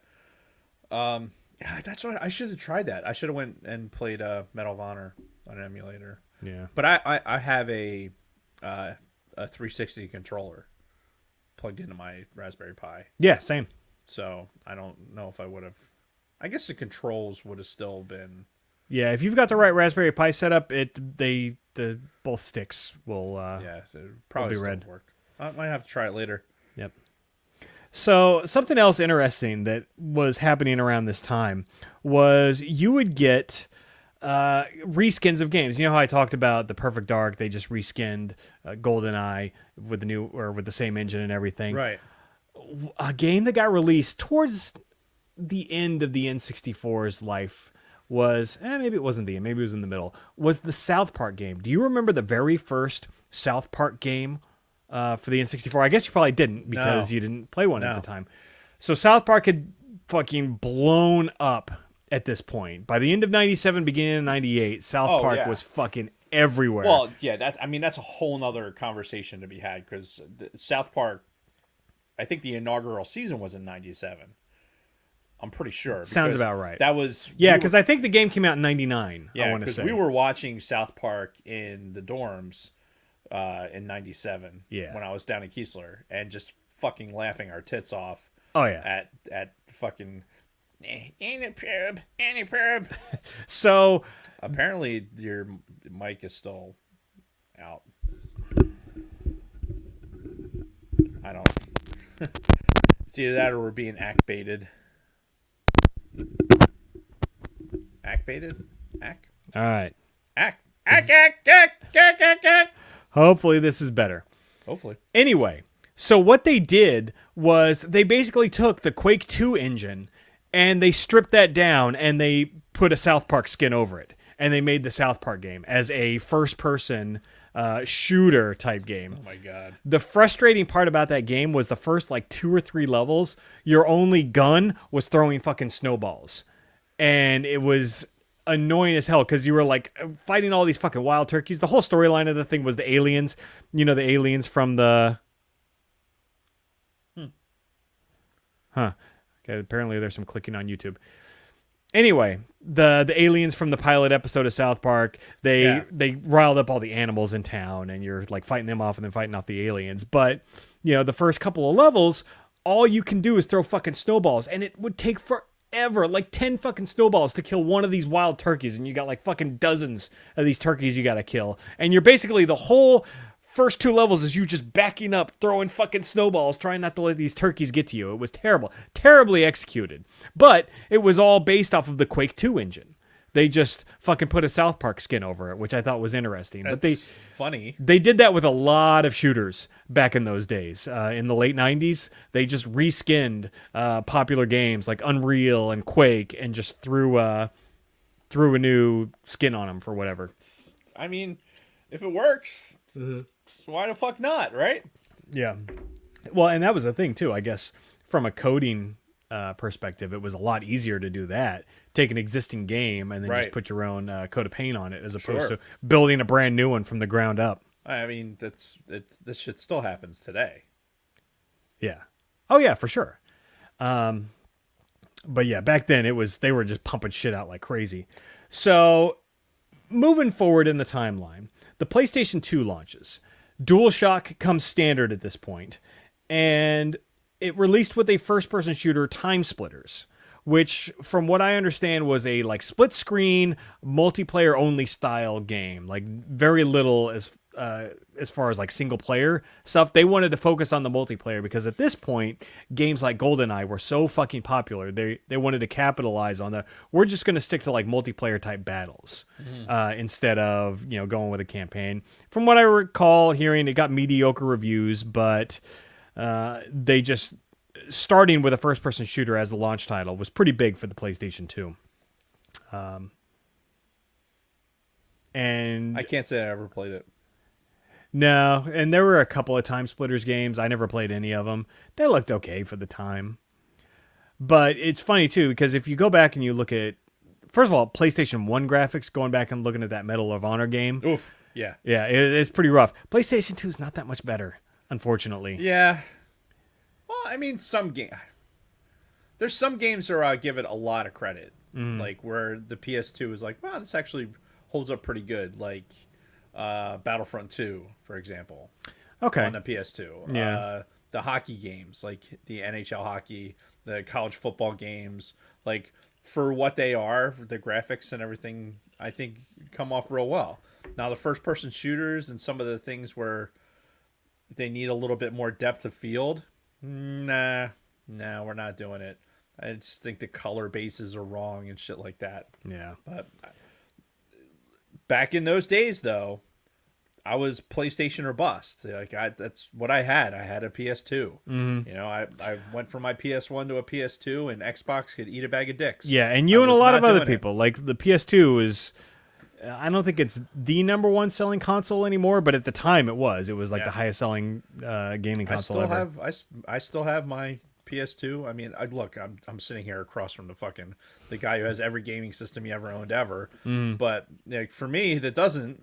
I still have my fully working PS2 from version 2.0 PS2, the smaller version. Right, the Slim. I still have a full size version. I don't know if it works though. Yeah, it's in a box. Oh, fuck you. Well, and the beauty of the PlayStation 2, this is a bit of a sidebar, but the greatest thing about the PlayStation 2 was the fact that it was fully 100% backwards compatible with PlayStation 1 games. Yep. Which and it had a fucking LAN jack. Yeah, I miss that so much, but I digress. Then we get search for more money. We get into the launch of the Xbox, which we talked about this quite a bit when we did our Halo episode back in November. So we won't belate it that much, but to me, this is where like console first-person shooters really came into their own, and everything that came after that was kind of based on this in one way or another, be it the controls, the method of storytelling, whatever. Something that I kind of didn't mention, but I think we should bring it up, even though, again, it's on PC. One of the most important games in all of first-person shooter history was Half-Life, the original Half-Life from 1999. Because it's really eschewed the old-style way of just giving you a mission, and then you're going to go through this one level, and then this is your mission objectives, and you just go. Whereas Half-Life was like a narrative. It was a storyline, and you basically the same way that Halo does now is you're walking through the story as you're getting exposition from the other characters and everything, and it's not just like a fucking briefing room. It's like, okay, these are your objectives, and this is what you do, and just go. Right. Like all the shooters that came before that. Now it's like this fully narrative experience in addition to being a first-person shooter, and Halo really piggybacked on that style of gameplay. Instead of having to break the stream to fucking show something, now like imagine walking through this scene and then you walk through a trigger that kicks on the fucking the exterior voice. You'll either get some dialogue or something that'll just lead you into that next section. And something else that Halo did, I know you mentioned that the PS2 came with a LAN jack and the Xbox did as well. It came with an Ethernet port, and it allowed for multi-system links where you could link up to like fucking 6 Xboxes together. Mm-hmm. And each one of those Xboxes had 4 controller ports. So conceivably you could have like up to 20 people playing one fucking game locally. And a couple of times, me and some of my friends in California got together, linked all of our Xboxes up, and had like it was like a 12-person Halo game or something like that. And it was fucking awesome. Because again, this is before broadband internet and all that other shit.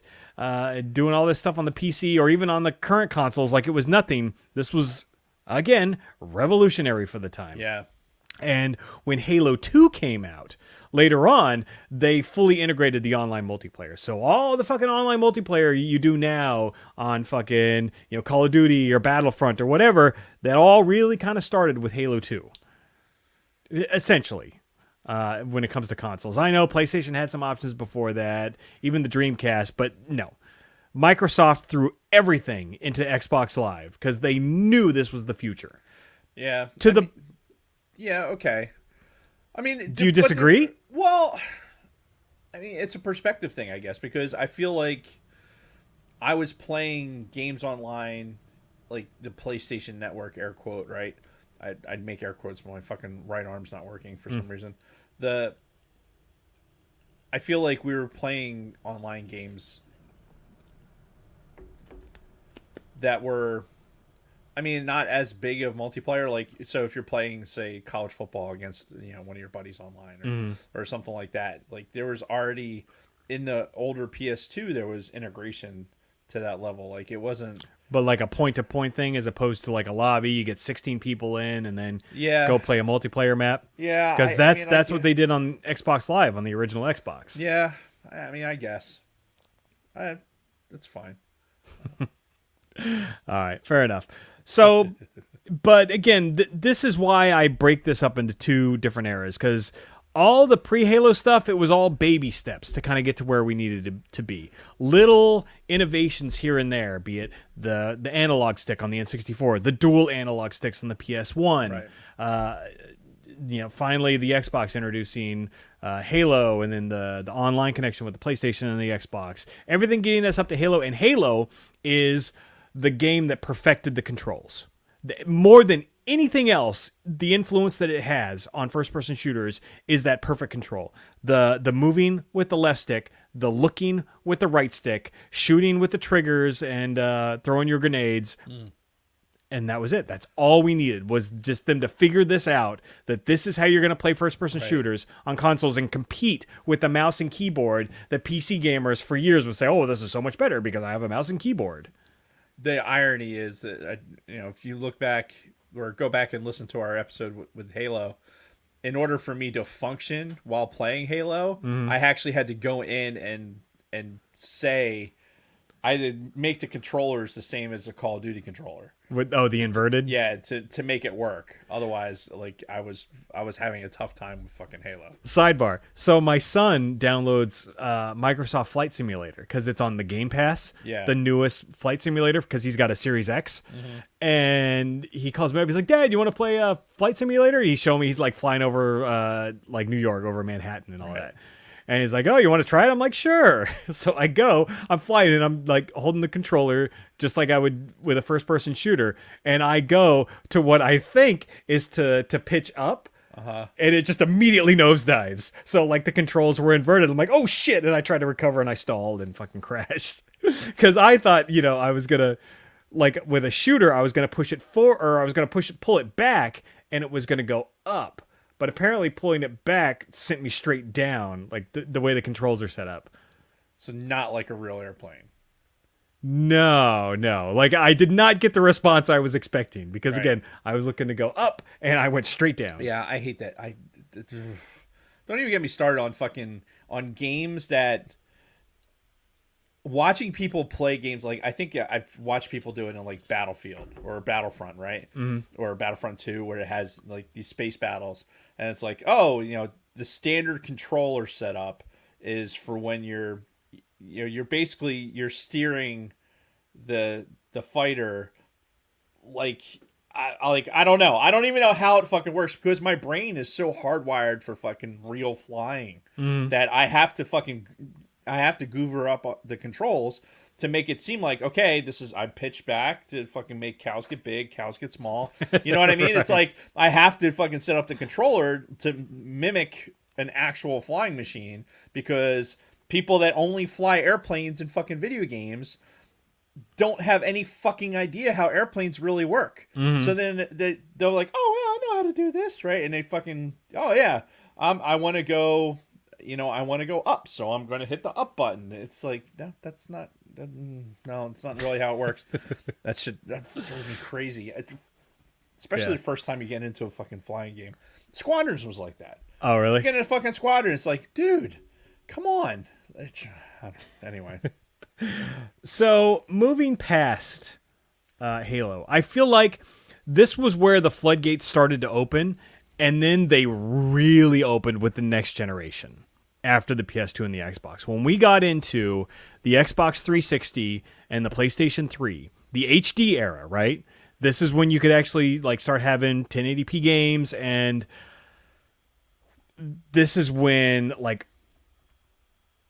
the world just fucking spewed first-person shooters all over us, regardless of which system you had. Now, I do want to say, I know we've got a lot of PlayStation people out there, but once we get to the HD era, I'm sorry, but the Xbox is the way to go. If you're a first-person shooter fan, then you need to be playing the Xbox or you're doing it wrong.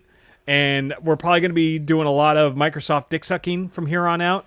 Even though I know Dave wasn't big into the first Xbox, I know for a fact you were big into the 360 and beyond. Yeah. Well, and I am I'm late. I guess I was late to the party because, friends that we used to have that made the switch over, right? Because they were playing the first person shooters on the Xbox 360, and I still was rocking a PS2, and we went from, in my household, we went from we had the PS2 and then we had a Wii, right? Right.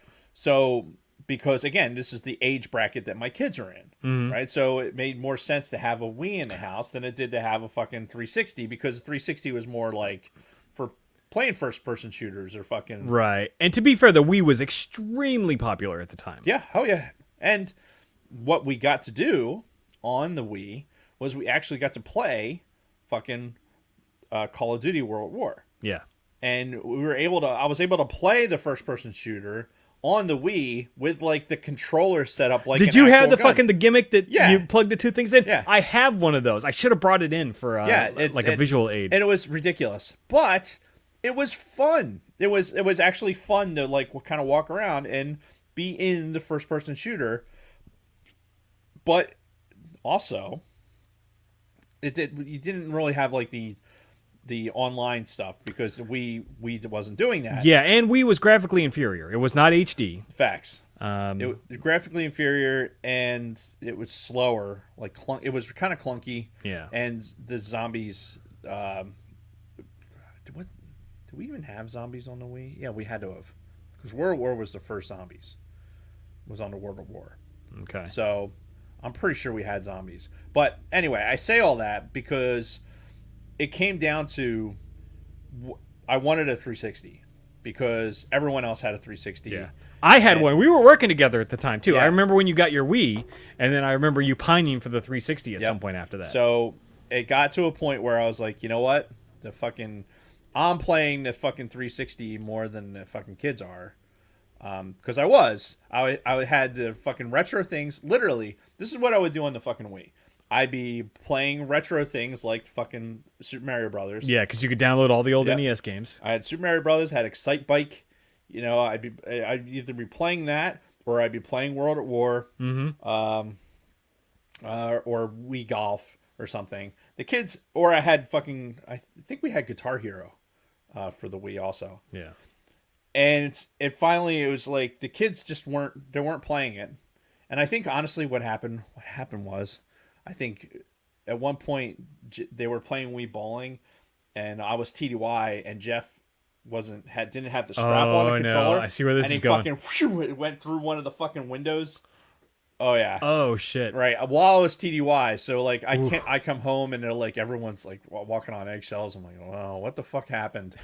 So, and I think that's kind of what they really kind of stayed away from the Wii after that. So I ended up taking the Wii and going to GameStop, getting like 45 cents for the Wii and the games, and got a 360 with it.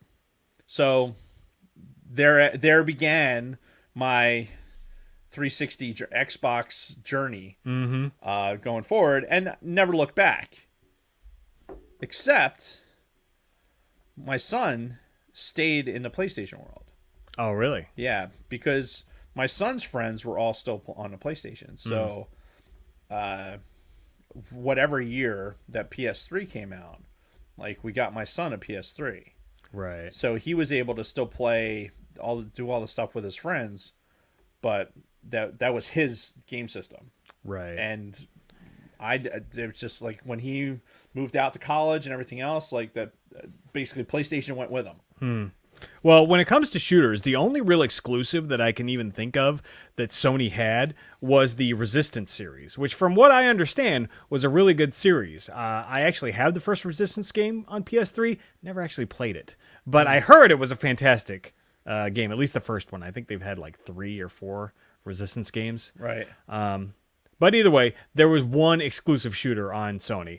Everything else was available on Microsoft. And oh, by the way, PlayStation fans, just want to remind you, Call of Duty is an Activision joint.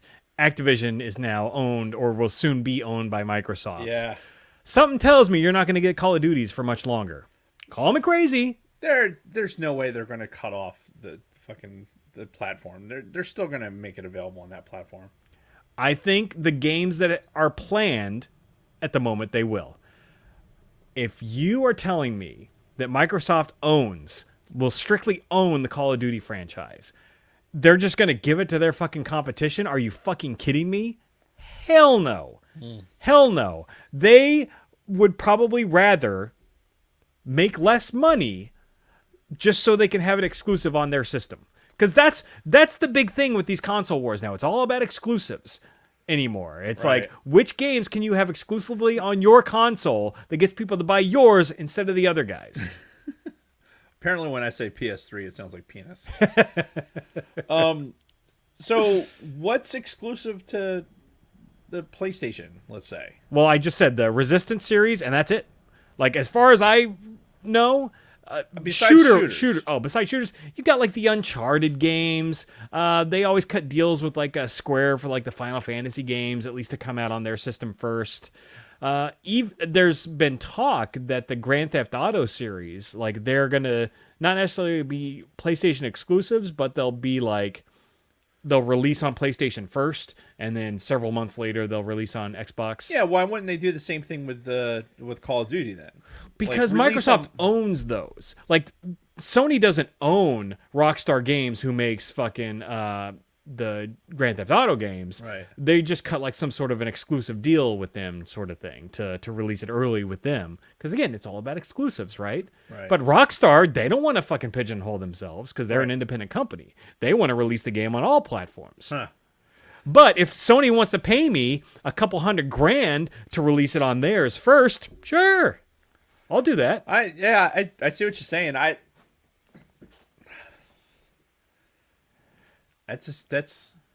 be shitty. Sucks to be PlayStation people. Yeah, it's all right. They're into that game. They're gonna have all the JRPGs and all that other wacky shit on their system, while as the Xbox is going to be the first-person shooter platform. It already is, let's be honest, but it's really going to be the only first-person shooter platform in the foreseeable future. So, I anyway, you got a 360. did get a 360. Uh huh. Did you hear that? I did. All right. Waiting for somebody to come busting through. Same. Yeah, I got a 360. I forget where we were going with that. Well, And I totally derailed. I would assume you immediately picked up some of the Call of Duties that were big at the time. World at War was one of the first things we picked up. Yeah. World at War and probably a football game or something. Like, I forget what the first titles were. That those Penguins have long since fucking drowned out. But it began the getting on Xbox, being on Xbox Live, and being able to play online with a group of guys, Brinzer and all those other guys, especially when like he went down to Florida, and it was a great way to stay connected and fucking goof off and kill time. And yeah, that was the beginning of the end. And this is fuck. I can't think. Why am I so fucking off right now? I don't know. And Dragon Buddy made a comment about the PC Master Race. Trust me, we're going to get into that. But for now, we're still sticking strictly to consoles. You know what though? Fuck the PC Master Race. Like honestly. Well, okay, so I was going to get into this like towards the end, but we can talk about this now. Let's talk about it now because there was a time where PCs were so much more powerful than home consoles. Yeah. There was a reason why it was the master race, right? Uh-huh. Mouse, keyboard, all of that jazz. But with the fucking home consoles, especially when you look at the Series X, the PS5, and how much fucking shit they have under the hood, and how powerful they are, they look just as good, if not better, than fucking PC games. Unless you have $2,000 to drop on the newest fucking video card, which I don't even know how great your current games are going to optimize that. You know what? This is what pisses me off about it's that that exclusivity. I guess it's the fucking the like PCs are so fucking superior. Like I'm not even talking. It's I guess it's a carryover, right? But the idea that like, oh well, if you're playing on console, like you're not truly a gamer, because that's been a thing in the past. Oh yeah, and it's like, all right, well, A, go fuck yourself, yeah, right? Because you're only fucking yourself. You're probably not getting laid, and and B, like if you're going and you're fucking enjoying it, and it just happens to be via the console. Let's face it, some people. In fact, is a majority of the people don't have like the opportunity to sit in front of a platform where they can just sit with the screens in front of them and then play. Right? They have a television and they have a console that they can plug into that television.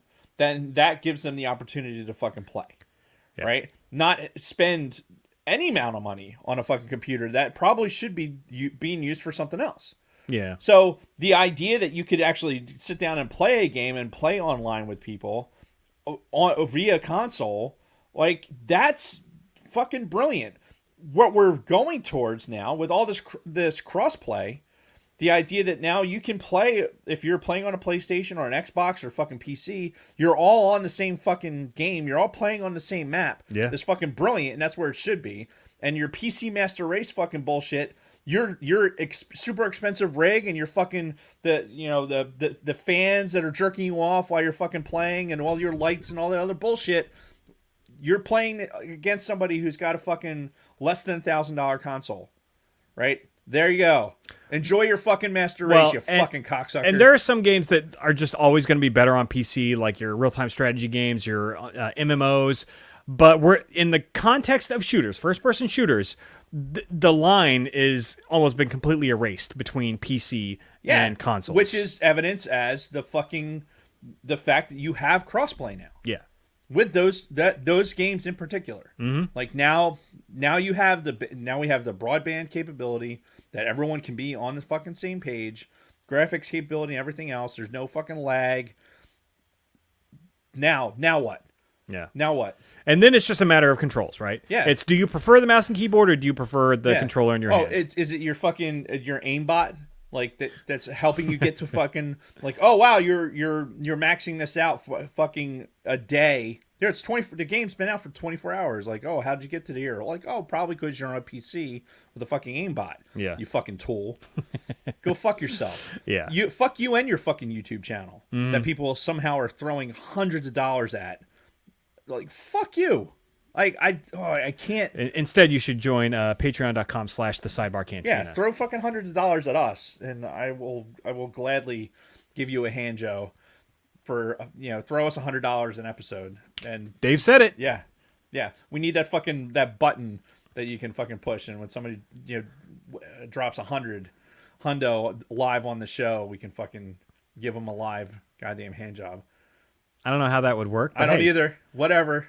We also don't have that button, so you're starting to scare people in the chat. So maybe we should. No, it's shit. Look, I have PC. Like things like flight simulators and stuff like that PCs have their capabilities and their reasons for mechanically and technically why they're better, right? And it makes sense. Like what you're talking about. Like, okay, now we have consoles that are equaling from a capability standpoint. So, okay, this PC master race, but the fucking just this pure just no, I'm so much better than you. So your issue is with that elitist attitude, not necessarily PCs playing shooters on PCs in general. Well, the elitist attitude and the fact that with the PCs also comes and the more significant level of fucking cheating.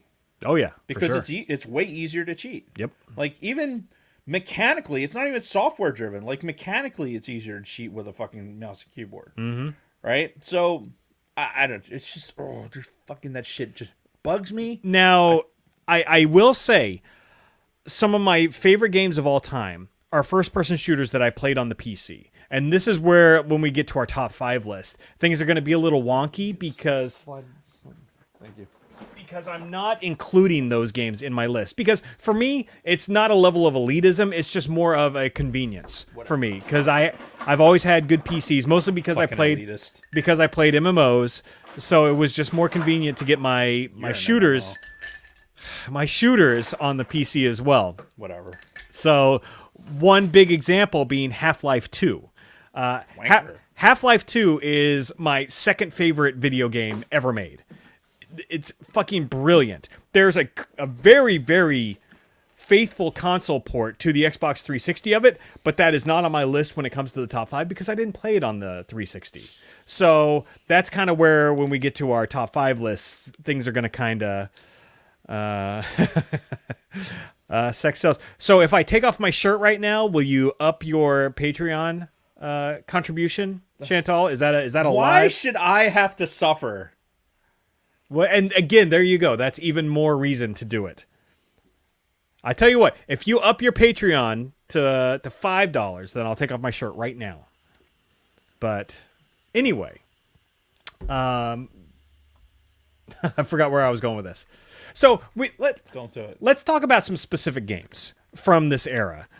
Because I know I have a lot of standouts, and I know you do too. You've mentioned the zombies multiple times. I see you also have like the Rainbow Six games in here. So, Medal of Honors. Why don't we talk about some specific games while we're doing this?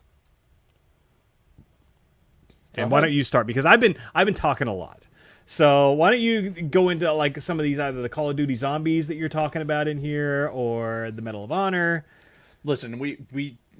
If you've listened to this show for fucking any length of time, you know that I have this infatuation with the fucking zombies games. For whatever reason, I just enjoy that part of the fucking Call of Duty franchise, even more so than the game itself. Right. Like I'm at a point now with Call of Duty, whether it be Black Ops, Modern Warfare, whatever, that I'm more looking forward to a zombies map than anything else. Now here's part of the problem. The original zombies map that came out with World of War was when, I think I put a date in the notes. I lied. No, I didn't. When that came out, it was the first maps were fucking great, and it was like John and I would play it for hours. Where would you play it, Dave? At my house. Well, we'd also play it in the squadron, but that's... Oh, right. Because you and John worked behind 2 locked doors. Yes. And every once in a while, I'd wander into that second locked door to find you motherfuckers playing a PlayStation at work, or whatever system it was, a 360. Yeah. Well, you know.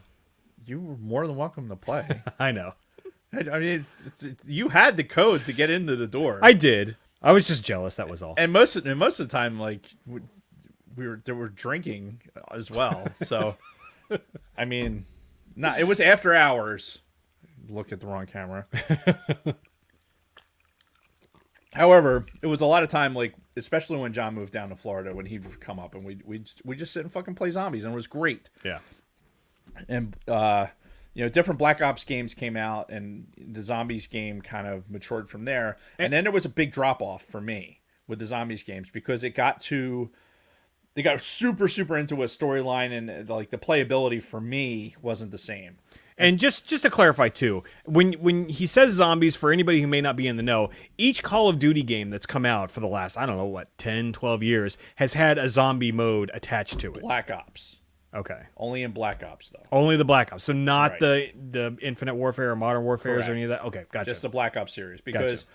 that's why when Black Ops Cold War came out and they're like, okay, here's the zombies mode, that's kind of when I jumped back into it because now, as I just was trashing fucking YouTubers that get all that money, like one of the benefits to doing that is watching them play the game and being able to see, like, especially people that are playing in advance, is like, okay, wow, this is a lot more playable than I remember. Like, the zombies mode in Black Ops 3 to me was fucking horrific. I did not like it at all. Yeah. I just think I didn't like the story and any of it. So there was a time when I didn't own Black Ops franchises because that's not a zombies mode I wouldn't play. But I bought like Infinite Warfare, you know, the Call of Duty side that wasn't Black Ops. I was purchasing and playing that mode for the online only. Again, Dave doesn't play the fucking story mode. Right. That story mode, don't give a fuck. Unless I need to have it to unlock something, I don't fucking care. Right. It could be the best fucking story mode. It could be it just be the absolute the best thing ever. If I don't have to play it, especially for Call of Duty, I won't. I don't fucking care. I'm going to go on. I'm going to immediately I'm either going to immediately go online or I'm going to immediately start playing zombies. That's how I am with first-person shooters because I don't care about the fucking story. Don't give a shit. And that's not why I'm playing first-person shooters. It's funny because I'm the exact opposite. I would rather play a story-driven first-person shooter game by myself than the multiplayer with other people, with the only exception being Battlefront. There is, well, because you don't have a choice in Battlefront. Well, that's true too. Like if there was a story mode to Battlefront, you'd probably be a lot more into that, but yeah, you don't have that option. Yeah, but Battlefront 2015 like forced me to get into the multiplayer, and it worked out. And again, why is Dave like this? Right? It's because I have a short attention span. Right? I need if I have 25 to 40 minutes of video game time, I can play a couple rounds of zombies, or I can play a couple rounds of online multiplayer. And then that's it. I'm good. And then I go about the rest of my night, or I go to bed, or do whatever. And that's it. Yeah. Those games fulfill my need to have some stimulation, not really think, because you don't have to think playing these fucking games, right? It's just mindless fucking pointing and shooting. Right. I don't have to solve riddles. I don't have to fucking do a bunch of bullshit. It's just fucking see, have weapon, shoot people in face, shoot zombie. Now, some of the zombies maps do have like things you have to solve and collect and do whatever, but you're playing it over and over again, so it's stuff just based on repetition you end up picking up to get in the longer levels. But it's, for me, it's the Call of Duty franchise is about the multiplayer and zombies. And that's it.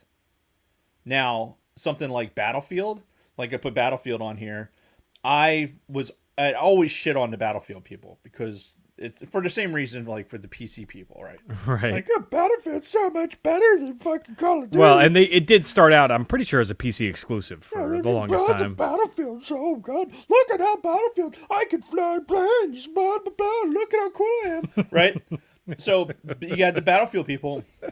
And then Battlefield had a World War I game, right? And I'm like, wow, you talk about the World War II genre being looked at several times, and we had Modern Warfare games, and then when Call of Duty went into like the Infinite Warfare and the Ghosts and shit like that, like I kind of was like, The present day Modern Warfare I liked because I could visualize it, I understood it. The weapon systems and everything else. Like, once they got into this future shit where you had to fucking bounce off walls and do this other crap, I'm like, I'm not really into that. Yeah, but didn't you say you liked the Titanfall games, though? I did, but that was, like, I wasn't meant to be a present day soldier in that fucking environment. Okay, that's it, fair. it completely put me in a different mindset. Yeah. But with I fucking lost my train of thought. You were talking about how when you started wall jumping as a Oh, with Modern Warfare with guy. the Modern Warfare games. Oh, Battlefield with the World War One game came out. I'm like, you know what? I haven't played a World War One game that looks really interesting, so I'm going to try it because my son had been playing Battlefield games, right, as opposed to Call of Duty games, because that's what his friends were playing. Yeah. So I'd seen Battlefield and like listened to people talk about it, like the fucking Dave Luthers and Gilskis and all those guys. They were all playing Battlefield. It's Battlefield so much better. Blah, blah, blah, blah, blah, blah. And so I played the World War One version, and it was fun. Yeah. I enjoyed it. I liked learning about different weapons that they had, but then there was this like my suspension of disbelief for some of it was just like, oh, this is really annoying. And it got old quick. Yeah. And it became unplayable. And then I kind of got suckered into buying Battlefield 5, I guess it was. And I played it for like, I don't know, maybe like a week. I was like, this is fucking bullshit. Like to me, it was unplayable. So then I ended up going back to, playing Modern Warfare. Modern Warfare for me was always kind of my fallback. Okay. Just because the fucking maps. Again, it fell right into my fucking ADHD habit pattern. And I always had a good time. And it's so funny too because again, talk about our difference in taste. I didn't have anything against the Call of Duties and the Medal of Honors and all that, but those weren't my style of games. I liked the more story-based narrative games. I liked the Halos. I liked BioShock, if you remember that game. Very story-driven, very stylized kind of game. No real multiplayer to speak of. Borderlands, another real big favorite of mine. Very different. And that was the cool thing about Borderlands, too, was they gave you a Diablo-style loot system and kind of like fast-paced gameplay style in a first-person shooter shell, which was crazy at the time because like you're familiar with the Diablo games, right? I've heard of them. You've but you never actually played them. I've dabbled a couple times. But it's not a franchise I got into. Okay, but yeah, basically they added so many elements of Diablo style games into a first person shooter, and Borderlands was born. But that's the beauty too of the first person shooters in general is they really started in the 360 generation and beyond, really started branching out into all different styles of games. The Left 4 Dead games. Did you play those ever? No. That was another very different take on the shooter. It was like a zombies type thing, is surviving a zombie apocalypse, and it was meant to be played like with 4 people. And you go from level to level, and you're basically just surviving until you can get to the next safe house. And it was very fucking intense, but also just a really fun and different type of first-person shooter. So, and see, now I'd probably be into that. Yeah, I think you'd enjoy it. But again, the only way you can really get the maximum enjoyment out of it is if you have 4 people to play it. Otherwise, the computer, the AI takes over one of the 4 that you're not using, and it's dumb. But I mean, if you can get 4 dedicated people to do it, fun as fuck. And that's one of the things too. Like with zombies over the years, like John, who we've mentioned multiple times. Yep. When he moved back from Florida, he didn't have an Xbox. Like he left the Xbox with the guy. He didn't. Anyway, he moved back from Florida without an Xbox, so he hasn't had an Xbox since he's moved back to New Jersey. So we haven't played like zombies or anything else, like any online. And like you don't play zombies, and honestly, nobody else. Like there's a handful of people I know we've talked about it in the chat. Like there's people that play Modern Warfare, like Nick's friends and how we met Lunar Girl and Dragon Buddy and everyone else.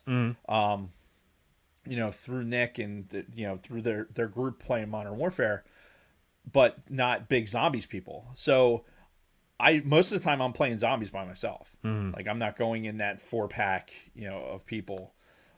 and so there's a lot of that stuff that I'm not able to do, because doing it by yourself, it gets really, really tough. Yeah, I To would do imagine. a lot of shit by yourself. Now, flip the switch on that, right? You're talking about games that Dave probably wouldn't be into ordinarily. Destiny is one of those games, Right. because it is more that story-driven type game where you're in this big open world and you have to, like, okay, right now, right? I'm playing the Shadowkeep. How you doing? And it's like, okay, I need to uh I need to Narfle the Garthog over here, right? And then I need to do like 5 or 6 patrols. Then I need to get this armor. And then when I have all the armor, then I can go do this other fucking thing. Right. And go Narfle that Garthog so I can go do this. Because it's my understanding the Destiny games were built like MMOs, where it's you're in an online persistent world and you're doing Yep. quests basically. Yeah. And then you can do like dungeons with other people Quests. and raids. But what's really cool is that you can, like, the other night when I was playing, I was on my own fucking quest to finish something, but you're in the same world as everyone else. So Yep. if somebody is doing the same thing you are and you just happen to be fucking together, you're suddenly on the same quest together. Yeah. Like, so their kills are your kills. So then you finish the thing up and you're like, okay, cool, that was awesome. Like, and then they fucking go off and do their thing. Like, and they could be like fucking, level 47 whatevers. And you're like, I'm sitting here back as a level fucking 6. Yeah. And fucking shit, they made that shit easy. And they were probably just doing it for a speed run or something. I'm just holding on for dear life. And just happened to work out. Yeah. But I like that open world feel to it. I can go up into orbit and fucking fly to another planet and do a patrol to fucking get some random shit. And then, I don't have to do anything. I can go do a random patrol and just collect fucking, currency or collect whatever. And if I choose to do the quests, then I can do them, or I don't. I can just do I guess it's Vanguard or whatever, where I'm going to get into a party and we're going to do this, like, okay, here's 4 different levels of things that you get in this party to do. So there's a whole sequence of stuff that you can do with that. And it is fun. The difference between, like, when I sit down to play Destiny, though, you need time. Yeah. You need time. Like, I can't just... I know if I sit down to play Destiny, I need to have a couple hours. Right. Otherwise, I'm not going to get anything out of it. And that's not exclusive to first-person shooters either. That's all types of video games. I think Destiny is less of a just... In my brain, Destiny is less of a first-person shooter than it is like a real, like, game. Yeah, it's a role-playing game, Right. basically, just in shooter form. Whereas Call of Duty is fucking Duck Hunt Right. with just fucking people. But that's just another great example of how far we've come from those first days of Wolfenstein and Doom and even fucking GoldenEye. The progress that this genre has made to branch into its own, like, plethora of a dozen or more subgenres that are all still like first-person shooter. It's still point gun at target and fucking pull trigger. Yep. But it's everything else going around you. The structure of the game itself, it's all fucking different now. But it all kind of ties back to those original roots of those fucking first games. And I credit the first Halo with being the catalyst for, at least on consoles, this huge explosion that we had. And dare I say, shooters are more popular on consoles than they are on PCs now. I mean, consoles are just more popular in general. Yeah. But Well, like you said, the console... I think where consoles went right, first-person shooters notwithstanding, if you're going to make the game, make it so that you can handle almost all first-person shooters on the console. oh yeah, And then make it so that this is, like, what do we do on our Xbox? Like, if I'm not playing a game on Xbox, Kathy's watching Netflix or Amazon Prime. Right. Whatever. Like, that's the entertainment station for the house. Like I threw a fucking CD after I got my whole setup in the living room done. I threw a fucking CD into my Xbox One, played some Dark Side of the Moon as I'm still cleaning up the rest of the thing. Yeah. And Dark Side of the Moon with that fucking massive stereo system sounds awesome. Yeah. Oh my god. I mean, that's where they went right. It's like, okay, we're going to make an entertainment system. Yeah. And we're going Suck to on make that, Nintendo. we're going to make it perform and be adequate. So there you go. So, do we want to hop into our top 5 lists, or do you have anything else you want to talk about? Because we could talk about this forever. Because that's the other thing. There are so many fucking shooter games out there now. Yeah. Like, starting with the 360 and PS3, and then moving forward. Yeah. Like, hundreds of FPSs. I found that list on Wikipedia. I couldn't believe how many fucking games are on there. Oh, yeah. Yeah. It was fucking insane. So, do we want to do our top 5 list? Yeah, let's do our top 5. All right. Let me switch to my fucking notes here. So, again, I want to add the caveat. My top 5 list are games that I specifically played on consoles.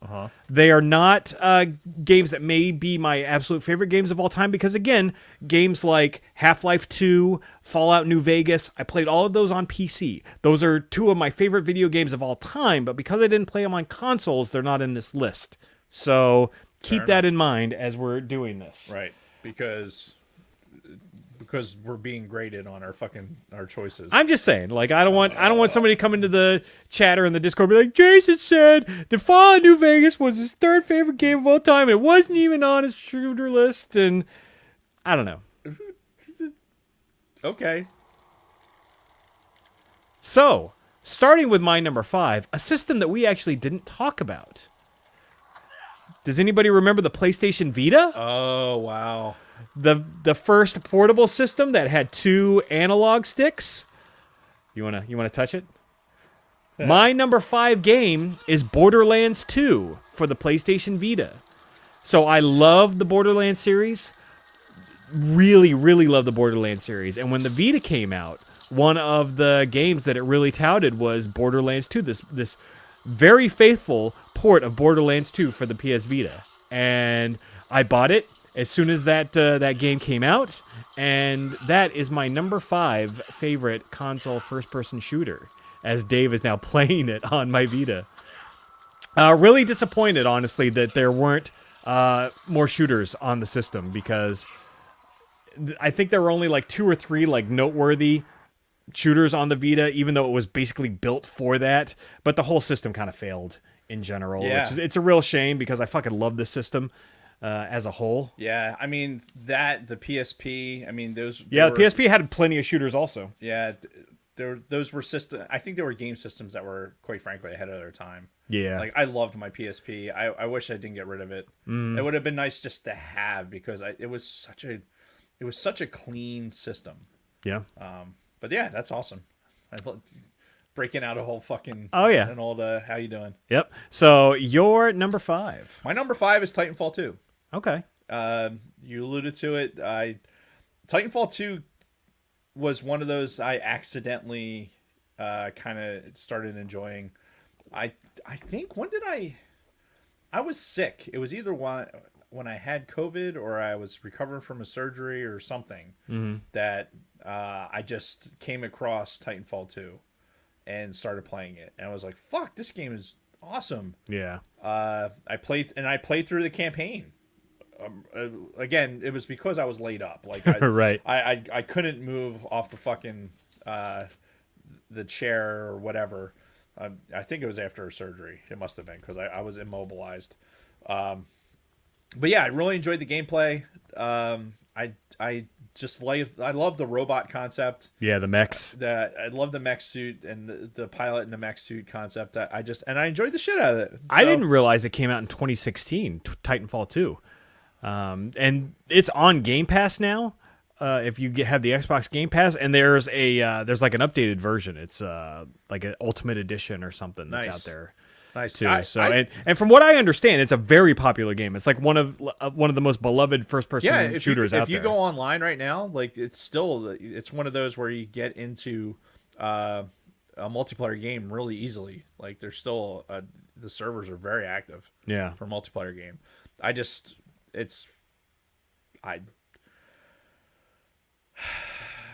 don't have enough time in the world to play everything that I would like to do. Or do all the things I would like to do, like, and one of those would be, playing that video game online. Oh, sure. When I would rather do something else. Yep. All right, your number 4. My number 4 is Call of Duty Black Ops. The original Black Ops. The original Black Ops. Okay. Was that PS2 or PS3? I think I had it for the. Or Xbox I think 360? I had it for 360. Okay. I'm picturing the box in my head. I should have brought it in. I know it's the dude with the two guns, like sitting on his knees.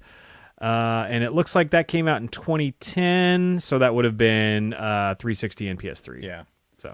So Yeah, it was. I enjoyed it. I can't even get into like if you played it for half a minute, like you're familiar with the gameplay. It was different than playing the Modern Warfare series, like kind of stepping up through that. I know there was a lot of hype around it too at the time. And it had fresh zombies in it, and some of the maps are just classic fucking maps for your when in your multiplayer, and it was a lot of fun. And when they did like remastering and everything else and brought some of those maps back, it was just phenomenal. Yeah. So yeah, the Call of Duty Black Ops, the original one, was my number 4. Excellent. My number 4, Halo Reach, a game that I only just recently played for the first time last summer, I think it was, or last fall, because I talked about it here on the show. Me and my son Ben played the co-op. He's a huge Halo Reach fan. Right. And he'd been begging me for a couple of years to play it with him. I'm like, all right, fine. Finally carved out the time. We put 2 TVs side by side, and we played co-op over Xbox Live. And it was a really, really well done game. Not my favorite Halo game, but one of my favorite Halo games. Very good story. Didn't center around Master Chief. But still a good cast of characters, fantastic gameplay, great settings, and just well done overall. And that's all I got to say about that. Very good. My number 3 might be a bit of a surprise to you. Okay. Call of Duty 2 for the Xbox 360. Okay. So I've said that I'm not a huge Call of Duty person. Yeah. But early in the Xbox 360's life cycle, Call of Duty 2 came out. I had heard all this hype about the Call of Duty franchise. I don't think the first one ever came out for the system, but the second one did. I got it, and I was amazed at how immersive it was. And it really kind of made you feel like you were there. Because again, we're talking World War II settings here. And it was very powerful, and it really made me think about, all the World War II movies I'd seen, and like really made me feel like I was inside of a fucking World War II movie. You had guys yelling all around you like, Germans up on the second floor, and it was the acting, the characters around you, just the setting, the guns, the desperation you felt throughout this whole game. Really, really good. Very challenging, extremely fun, and really the only World War II shooter that I ever really got that much into. Well, and it had the D-Day. Yeah. The D-Day thing, which was like super poignant on it. One thing we didn't talk about, like with some of the other stuff, like this with Call of Duty 2, with Medal of Honor, I kind of hit on it a little bit with like some of the music. Like you had orchestral, like John Williams-esque fucking music with some of these, like with their productions. Or even if the graphics may not have fucking gotten there all the way, the background stuff, the music, and the weapons interactions and everything else, they really, really tried to make it as true as they possibly could. Yeah, and that was a big plus of the Halo series too, was the soundtrack. Yeah. That background score was really powerful and really helped kind of move the gameplay and everything.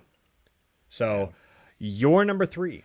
My number 3 is Call of Duty Modern Warfare 4. Okay. So, this is... I don't know. When I was writing the list, right, because there's so many Modern Warfares. Yeah. Like, when you're going through it... Actually, I wrote it down in a note. Modern Warfare 4 for the 360 when that came out. And then it came out again remastered, like more recently. Yeah. So the remastered version with the maps and everything else, it was, to me, this is like, It's when the remastered version when it came out was probably one of the most excited I had been for a game to come out like remastered, like because Modern Warfare 4 was really good on the 360. You knew how good it could be with like the newest graphics applied and like how clean everything could be. Yeah. Like it come out at a point where we had already been playing Battlefront 2015. So I'm like, you knew the graphics could be fucking excellent. You knew the interaction could be really good, and the remastered version didn't disappoint at all. And I knew the maps like so well. It was like playing fucking Super Mario Brothers, after so long. You pick up and you know exactly where the little hidey holes are and do all the shit. And Yeah. For that version of that game, I know somebody was there's everyone has their favorites, right, for the Call of Duties. And for me that was probably one of my favorites, my number 3. All right, you're number 2. My number 2 is going to be a surprise to you. Okay. It's Star Wars Battlefront 2015 Really? as my number 2. Okay. This is an awesome game. We have been sucking this game's dick for fucking 7 years. God, I can't believe it's been that long already. It's been that long, and this game fucking holds up. Yeah. This game I holds mean, up we were real, still real playing well. it just a few weeks ago. And the reason that this game is a number 2, right? Well, let's talk about why it would be a number 1, right? It's the graphics are fucking amazing. Still hold up today. The score is fucking incredible because it's literally plucked from the movies. right. It is our favorite thing. Yep. Right. That's Star Wars. Applied into a first-person shooter. It's super fucking clean. The maps, the playability, it's amazing fucking game. Yeah. It is amazing. And However, go ahead. it's not. It doesn't have the whole package. Right. There's no single player to speak of. There's no single player. There's no adaptability. Right. It's like this was a one-shot Johnny. Yeah. I think they had one update to it. Like No, they had like 3. Was it 3? They had the Cloud City update. They had. Oh, that's right. Yeah. They had a couple of service packs to it. Yeah, afterwards, the but then Death they Star update, then the they Cloud pushed- City, and one more. In 2017, you had Battlefront 2. Yeah. That came out. Yeah, so like not long after this. Right. So Battlefront 2. and you've heard us talk about Battlefront 2 and what we think of that. But I think because of not having and again, as somebody who doesn't necessarily play the story mode, I feel like you were handcuffed a little bit with these are the game modes you're going to get. Like, here it is. And while these game modes are fucking fun, yeah. like here's your blast maps, here's what you're going to do. I think you're kind of pigeonholed into just playing the same thing. And like once you get all of the things and you get all your hot contracts and you do all the stuff, then you're done. But it's a game that's 7 years old. Yeah. Right? So you can't really expect that much of it. And I just appreciate the fact that this game is in our lives. Yeah. That we can go in there, we could still play a blast map right now if we wanted to. And there's still people there. And be people on it because aesthetically, this is one of the best games ever. Yeah. But it's only my number 2. Okay. My number 2 is the original Halo. I've sucked this game's dick quite a bit over the years, and we talked about it last November during its anniversary. This is for single player first person shooter games. I think this is the perfect game you're going to get on a console. And there's all kinds of remastered versions that are out there with updated graphics and everything, but even the original unaltered version on the original Xbox still holds up today. Obviously not going to be as beautiful as updated versions, but it still looks fucking phenomenal. This was the catalyst to start this massive fucking series that's up to like 6 games now, I think. But it all started with this game. To me, it was perfect. Perfect length. Great amount of multiplayer options if you had other people locally. This was the best single-player first-person shooter, in my opinion. Okay. And my number 1, as I'm sure you and a lot of other people probably guessed, it is Battlefront 2015. You are 100% correct in the limited scope of how you can enjoy this game, but that limited scope was fucking awesome. And it was so well designed because you talk about contrast theory, right? One camera versus the other. You compare it to Battlefront 2, specifically the blast maps that we talked about, and the poor design of those maps when it comes to like respawning and everything.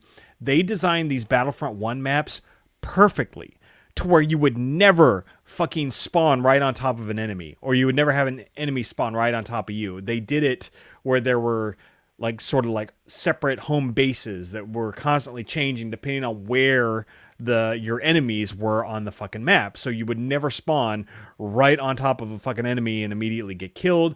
It allowed you to strategize in a way that you just can't in a lot of these multiplayer shooters, because most of these is just like, you know, you just fucking throw human death and suffering at a fucking target until it's dead. Right. As opposed to like, all right, let's go methodically. Let's think about this. You know, we know these guys like to hide around this corner. Let's fucking walk around slowly. Let's be a little bit less twitchy than a lot of these other online shooters. Right. And because like you and I, when we would play together, we'd have certain spots that we'd either like to camp at, or we'd like to try to take, and we do things together. We do it slowly, methodically. Sometimes we go fast, but I mean, it was far less schizophrenic than Battlefront 2 or other online shooters, I would imagine. And plus the worlds were, or the maps were big enough where you could get to a spot on that map. Like say, okay, hey, we want to go take this area, right? Even if somebody was camped there, there was a reasonable, like, okay, if we are both going after this one spot, all right, I'll cover. Let's go in and go take it. Mm-hmm. You know what I mean? Like, there's so many times, like, especially in the Call of Duty stuff, where like you're saying, you're fucking spawning on top of each other. Like you spawn in and you're right fucking in front of somebody, like that's shooting at you. Yeah. Like, or you're anticipating a spawn point or something like that. And I feel like the maps were big enough in Battlefront 2015 where after the spawn you could like, okay, I get my bearings, see what's going on, and then go fucking move towards an objective. Like, Yeah. okay, what are we going to do? Mm-hmm. Yeah, what fucking great. Yeah. And to piss that model away, to just be like, you know what, this worked really well. Fucking Yeah. It's like, no, we're just gonna go the Call of Duty route and just go all spastic with it. We're just gonna we're gonna EA it up, and just shit all over it. Yeah. And to be fair, Battlefront 2, we've played it recently, and I think it has gotten more playable. I think there are aspects of it that have gotten better. Yes. It still doesn't put a candle to the 2015 version. Right. But they did make some improvements that make it more playable. They took it right in the shorts with their pay to play shit. Yeah, So which was fucking horseshit. they made an adjustment to that, but I think really where they went wrong is the scope and scale of the maps. And where your actual viewing angle, like this is a first person shooter and my sight line is limited, like I'm looking through a box. Yeah. Whereas with Battlefront 2015, it's a first person shooter, I have peripheral vision. Yeah, and it's weird that it feels like that, but that's Yeah. exactly it. You feel like boxed in, enclosed, like Right. something's wrong. Yeah, it just it's off. Yeah. It's just off. And for whatever reason, it just makes it worse. Yeah. Just makes it worse. And I mean, I have played more hours into Battlefront 2015 than any other shooter on consoles, far and wide. Like, you could probably add in like my next 10 games, and they might add up to the amount of hours that I put into Battlefront 2015. Yeah. So yeah, I have a lot of zombie hours. Yeah. I'm not, like, I put a lot of hours in 2015. I have a lot of zombie hours. All right, well, that brings it to you. What is your number one? My number one is Call of Duty World at War. You know, Which version? the original World at War. Well, I'm saying like 360 Wii. So Because you mentioned you had both. the 360 version was the superior version. Right. Like that's the version. Okay. The Wii version was the version that made me want to get the 360 version. Okay. You know what I mean? Yep. Because playing it on the Wii, like you said, graphically and just mechanically was inferior. Want to get it and play it on a fucking Xbox where you could take full advantage of the controller and you could actually advance, and especially in zombies. But this is, I think somebody had mentioned it in the chat. This was probably, in my mind, one of the best, if not the best, World War II game that was ever produced. Mm-hmm. Like, I thoroughly enjoyed playing. I played this campaign. Again, this is ADHD Dave actually sitting through a campaign. Mm-hmm. I played through the campaign, played a lot of the multiplayer and the zombies, and just thoroughly enjoyed. This was my introduction to the zombies addiction that has carried forward. Mm-hmm. So it was a great game, and honestly, for Activision this is one of Activision's fucking babies. This is probably, without this, I don't know that the franchise has the level of success that it does. Yeah, honestly. And I'm trying to think of the timeline when this came out. This probably came after Call of Duty 3, right? This was after Modern Warfare. It was after Modern Warfare. Okay. I think so. Yeah, 2008. Okay. This came out. Yeah, because I know Call of Duty 2 came out like 04, 05, yeah, something like that. So it had it had the graphics chops, and this was the everyone suddenly realized these games gave everyone suddenly this realization, like they understand what M1 Garand is and the sound that it makes when it fucking fires. Yeah. It, like ping, like what that sound is. Yeah. And like it suddenly becomes a recognizable thing. Mm-hmm. And I have a well-documented infatuation with World War II and the Greatest Generation because of, I hero worship with my grandfather because he was. And, games like this, granted, it's a story, right? So it's not the battle or whatever, but it's the thought. As bad as these games could portray this, it was 10 times more horrific if you're there in real life. And just imagining that, the sounds and the smells and everything else, it's just, I don't know. But that's it. That's my number one. And again, really when it comes down to, it's zombies. Yeah. All right, and that's again a great example of just how many different flavors of shooters there are out there. You just look at the 10 games that we talked about, or the 9, I guess, because one of them was the same. And they're all so very different, but they still all fall under this first-person shooter umbrella. But it's a great genre, and I'm glad we have it. And hopefully you enjoyed that segment. Now, we've got some 5-star reviews that we need to read. Shit. And you're going to read at least one of these. Am I? In fact, yeah, I think you're going to read the last one that I have here. So, all right. Am I reading it, or is somebody else reading it? No, I'll read it. Or I'll hand you the phone and you're going to read it. No, I mean, am I reading it, or is... Oh, well, you'll understand when we get there. Fair enough. So, again, to remind everybody, if you leave us a 5-star review, preferably on iTunes, but you can leave us a 5-star review on Facebook, which is where this first one came from, or our any other places where you can get podcasts. Leave us a 5-star review, take a screenshot, send it to Lunar Girl. She'll send you some stickers, and we will read your review verbatim live on the air.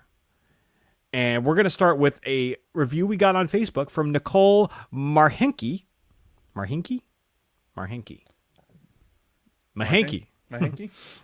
This podcast is funny and McClunky. Oh, God damn it. This podcast is funny and engaging. I like that on Twitter that they are interactive with listeners as well as on their live podcast streams. They cover a variety of topics such as Star Wars, DC, Marvel, and much more. Hooray! This next one comes from, the rest of these are all from iTunes. The title is Listen to This Show You Must from Author Girl 28. Unless explicit language outs you, I think that's supposed to say puts you off, and or you're a kid, listen to this show. It's hosted by some really amazing and really funny people. I know this because I listen to it on my commute to and from work whenever a new episode comes out. Give it a listen and judge for yourself if it's as good as I say it is. McClunky. Yeah, so thank you, Author Girl 28. Fucking McClunky. Yeah, definitely this is not safe for fucking children. Fuck. Motherfuck. Noise. All right. The next one comes from R2 the Icky. Sticky icky. The stickiest of the icky. Always a great time over at the Sidebar Cantina. I am a new listener to the Sidebar Cantina, but it has become one of my favorite shows to listen to. Woohoo! Dave and Jason are great hosts, but also need to give a shout out to Luna Girl too. Yes. She is that person on Twitter that everybody's talking to. And on Instagram. Indeed. Give them a listen and subscribe. You will not be disappointed. Next, from Jedi Caligula 89, Jason and Dave bring comedy It got cut off. I started watching these guys just about a month ago, and I'm always enjoying their humor and content. Both guys have an interesting perspective on all things movies, television, and music. If you want a funny show that is informative, check these guys out. Now, you are... Interesting perspective as in shit all over everything we don't like.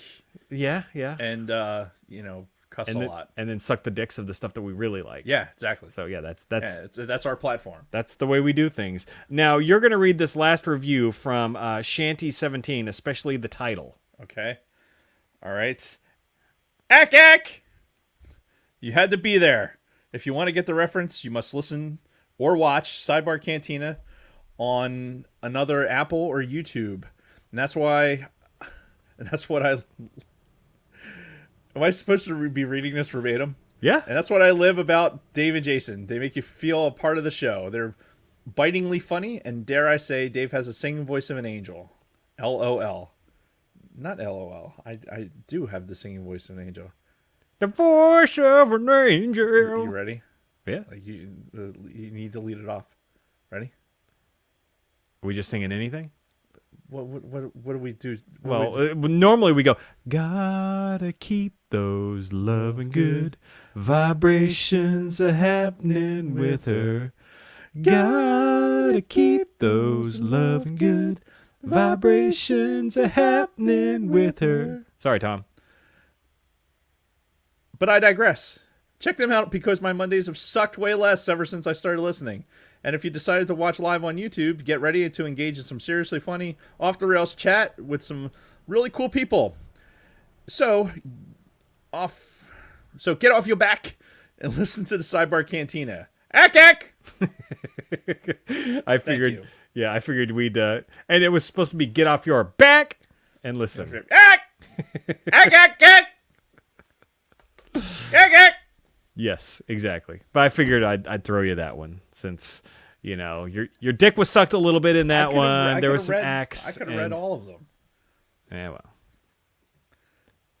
well. So next week, we're talking about The Batman because we're going to see the movie together on Thursday. Now we are going to see the movie together. Thanks, Kristen. And my 3 children. Yes.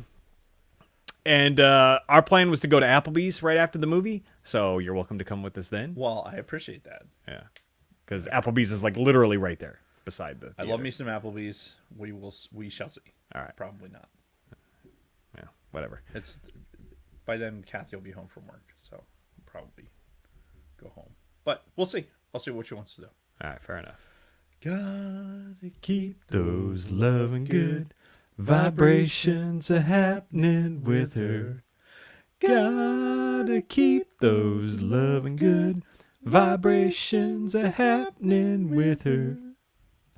Anyway, I don't know where that one came from. Dave got- started that one. I got a whole bunch of shit to read.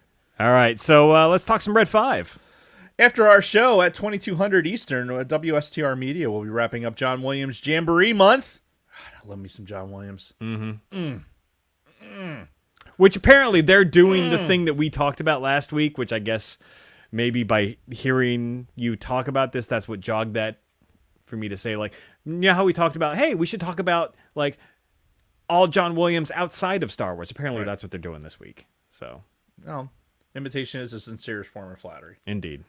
So take a listen to WSTR Media at 2200. That would be 10 p.m. Eastern for you civilians, by diving into the cinema scores not found in Star Wars. At midnight Eastern, tune into SNP Late Night over at the Salty Nerd Podcast. Subscribe to both on YouTube, and you will do it. The Red 5 Network has 34 amazing podcasts. There's literally something for every personality. Browse through bio.link/red5. That's bio.link/red5. Or shoot Lunar Girl a DM on any of our socials. She can suggest something you'll absolutely love that is perfect for you. 34 amazing podcasts, and Lunar Girl probably is on the social media of every single one of those. Yeah. She is amazing. And Well, I don't know how she has time to do The all real of it. challenge is, has she been a guest on all 34 of them? Probably. Okay. Probably. If I had time to listen to all 34 podcasts, if I just had the hours in a day, I would know this. Mm-hmm. But all of you, wrong camera, Dave. All of you, again. Oh, I can't believe I forgot the fucking That's thing. right.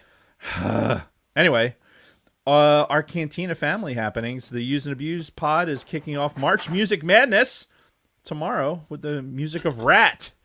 Join hosts Scott and Kim in their live chat at 1900. Well, they'll have to tell me what song they had outside of Come On Feel the Noise, because did they have any other songs besides that?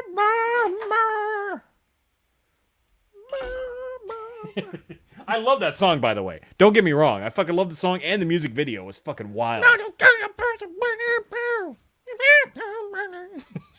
That's that voice of the angel that Chantal mentioned in the I review. don't know the words to the song. That's what it sounds like for the speakers at the strip club. Yeah.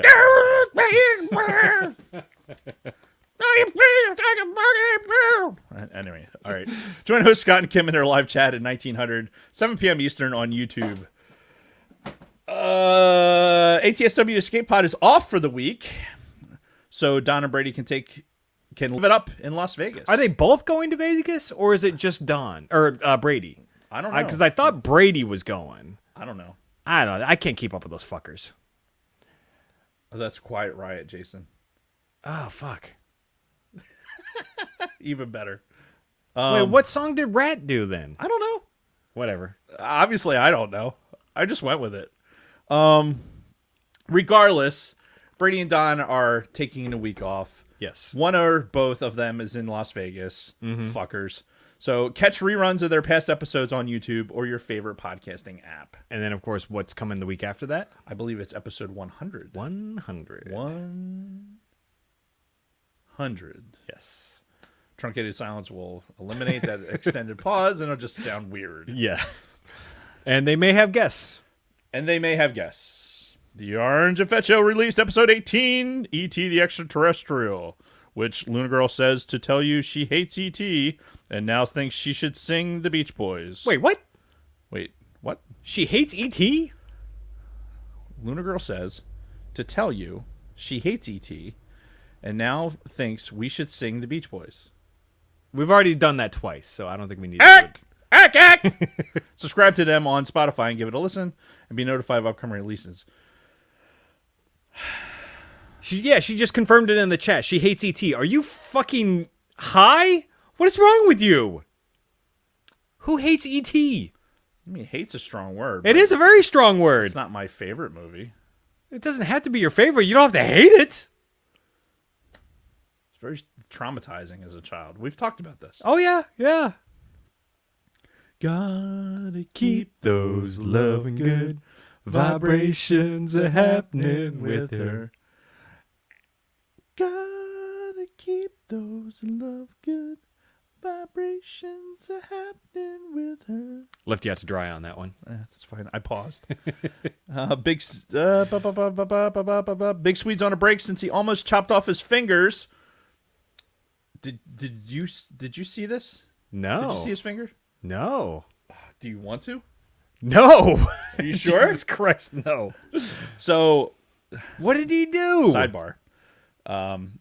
Sidebar in our read.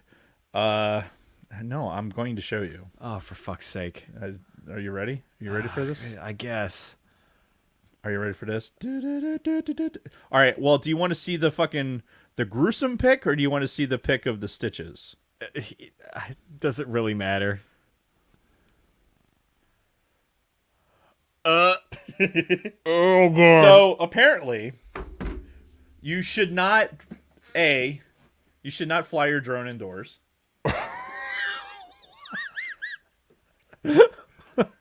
Because if said drone decides it's going to fly into the curtains, and you go to try and get it because it won't shut off, you could potentially try and chop your finger off. Sweet Jesus. Yeah. So he had several stitches, and so yeah, and then he flew cross country with his hand all dicked up.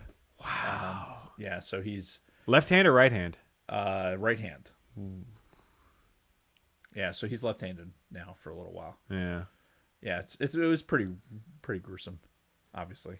Jesus Christ. That was after he told a story, like apparently there was blood like everywhere, and it was I would imagine. in the window, right? So if you could picture like in the window, right? Oh, just like fucking just splattered, just bzz. Yeah, and it was there was like a potted plant, so it like apparently it got into the plant and, like through soil and fucking like chopped up leaves, and there was blood. It was like a fucking just crime scene. Wow. Yeah, it was fucking brilliant. And apparently this was during the escape pod. And, Oh, really? Yeah, and Lunar Girl, apparently he won the escape crate. And Lunar Girl's trying to tell him, like, hey, you won the escape crate. And meanwhile, he's bleeding all over the place. Like, oh, I'm kind of busy right now. I'm busy Jesus bleeding. Christ. So anyway, Don't fly your drone indoors. don't fly your drone indoors. Wow. It's not meant to be flown indoors. Especially, the Mavic Air 2, which has fairly decent sized fucking prop. Very Apparently, sharp. it can chop your fucking finger off. So They're very sharp, and they're spinning very fast. yeah. Just keep it away from your fucking digits and Jesus other Christ. things that could get cut off. Anyway, I keep looking at the wrong fucking camera. Anyway, so he's on a break. Yeah. We were on a break. So luckily he has plenty of tunes on YouTube to revisit while you wait. Check out some of the hits of the quarantine sessions at Sweet Studios on YouTube. Excuse me.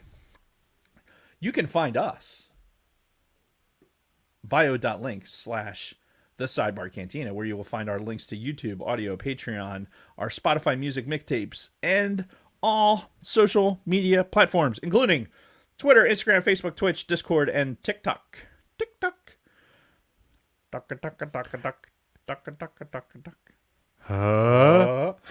Sidebar, did he really shit himself when he cut his finger? I have no idea. Okay, that's what Dragon Buddy's saying in the chat. He pooped himself. It was terrible. I wouldn't blame him. Did you hear Dave shit on himself right before he died? Yeah. Well, let's sprinkle some crack on him and get out of here. Fucking Chappelle, man. I love it. Where was I? Lunar Girl loves a good DM.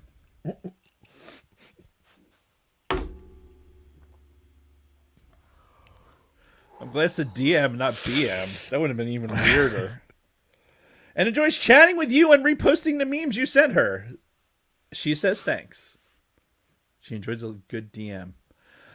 Also, in our bio link is our TeePublic merch shop. We have t-shirts and hoodies in a wide variety of designs, sizes, and colors. There are also Sidebar Cantina face masks, tote bags, phone cases, exclusive stickers and pins, and just about anything you can imagine. Please tag us with your merch so Lunar Girl can share it on the socials. Reviews! Actually, it's not capitalized, but please write us a 5-star review on your favorite podcasting app, screenshot and DM us the pic on Instagram or Twitter. Do you love our singing? Want more acts? Tell us what you love about the show. Lunar Girl will mail you some Sidebar Cantina swag, sticker swag, and we will read your review word for word on our next podcast, as you witnessed several minutes ago. Yes. Word for word, with some extra commentary and maybe some singing. Thank you for all the reviews that poured in the past week. You made Lunar Girl a very happy girl. Yes. Yes. And I think she had like a sticker giveaway. How you doing? Well, yeah, on I think that's Instagram. part of how we got all those reviews. She was like passing out stickers for reviews. Making it rain. Making it rain. Loves her DM. Make it rain. Is that strangely inappropriate? Yeah. But, I mean, she's got a good sense of humor, so it's all good. Keep those loving. How do you break an uncomfortable silence? Vibrations are happening with her. They will read your review and mispronounce your name. Most likely. Yeah, oh yeah. Yes. Yeah, definitely. we do not guarantee pronunciation of never. names. The fact is, most of the time it's deliberate. So sorry. Yeah. It's a comedy routine. I think this whole I've fucking thing. It's like, if you haven't picked up on that yet, I'm looking at the wrong fucking camera. Jesus Christ. Ah! I'm staring straight at it. like it's gonna look back. Like, wow, it's dark. Why is that dark? Because it's not on. Dumb fuck. But you know what? You forgetting that adapter actually added a bunch of great content. Because we got to watch you struggle, constantly talking into a camera that wasn't there. God damn it. I didn't realize how much I do that during a show. That I'm looking at it and going, fuck, it's not on. Damn it. I'm gonna have to rewatch the show just to see how many times I fucking did that.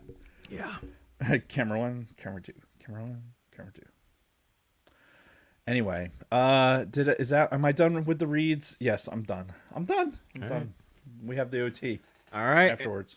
Do we have the OT? Did you make notes or anything? No, of course not. I have no idea what we're talking about, so I will brief you while we're in switching over. all right. And Kristen has dessert for us. So We're gonna have a mukbang OT. apparently. So she's gonna bring that in as soon as we're done with this one. What? So that's it. Well, hopefully, the 11 of you that are participating here, please participate in the OT. Remember, it's a separate stream Separate that stream. we create Yes. in our YouTube feed. And 15 minutes about football. Yeah, we have a timer. We have a 15-minute timer. About football. Yeah. I think afterwards we're going to keep it on for a little bit longer. For today. Sure. For an after show. Yeah. Okay. 15 minutes about football. Yes. The whole point is to not talk about football On our show regular proper. show, Yeah. because people get upset that we spend too much time talking about football. Yep. This is our compromise. Indeed. So, anyway, we're gonna get out of here.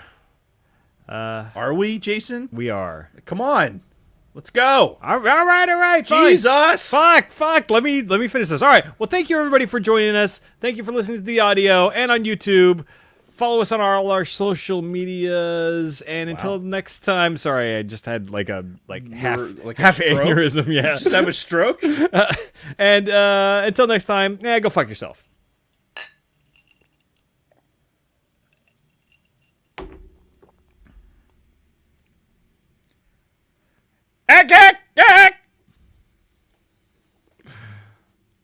All right, and stream's going off. See you guys soon on the OT.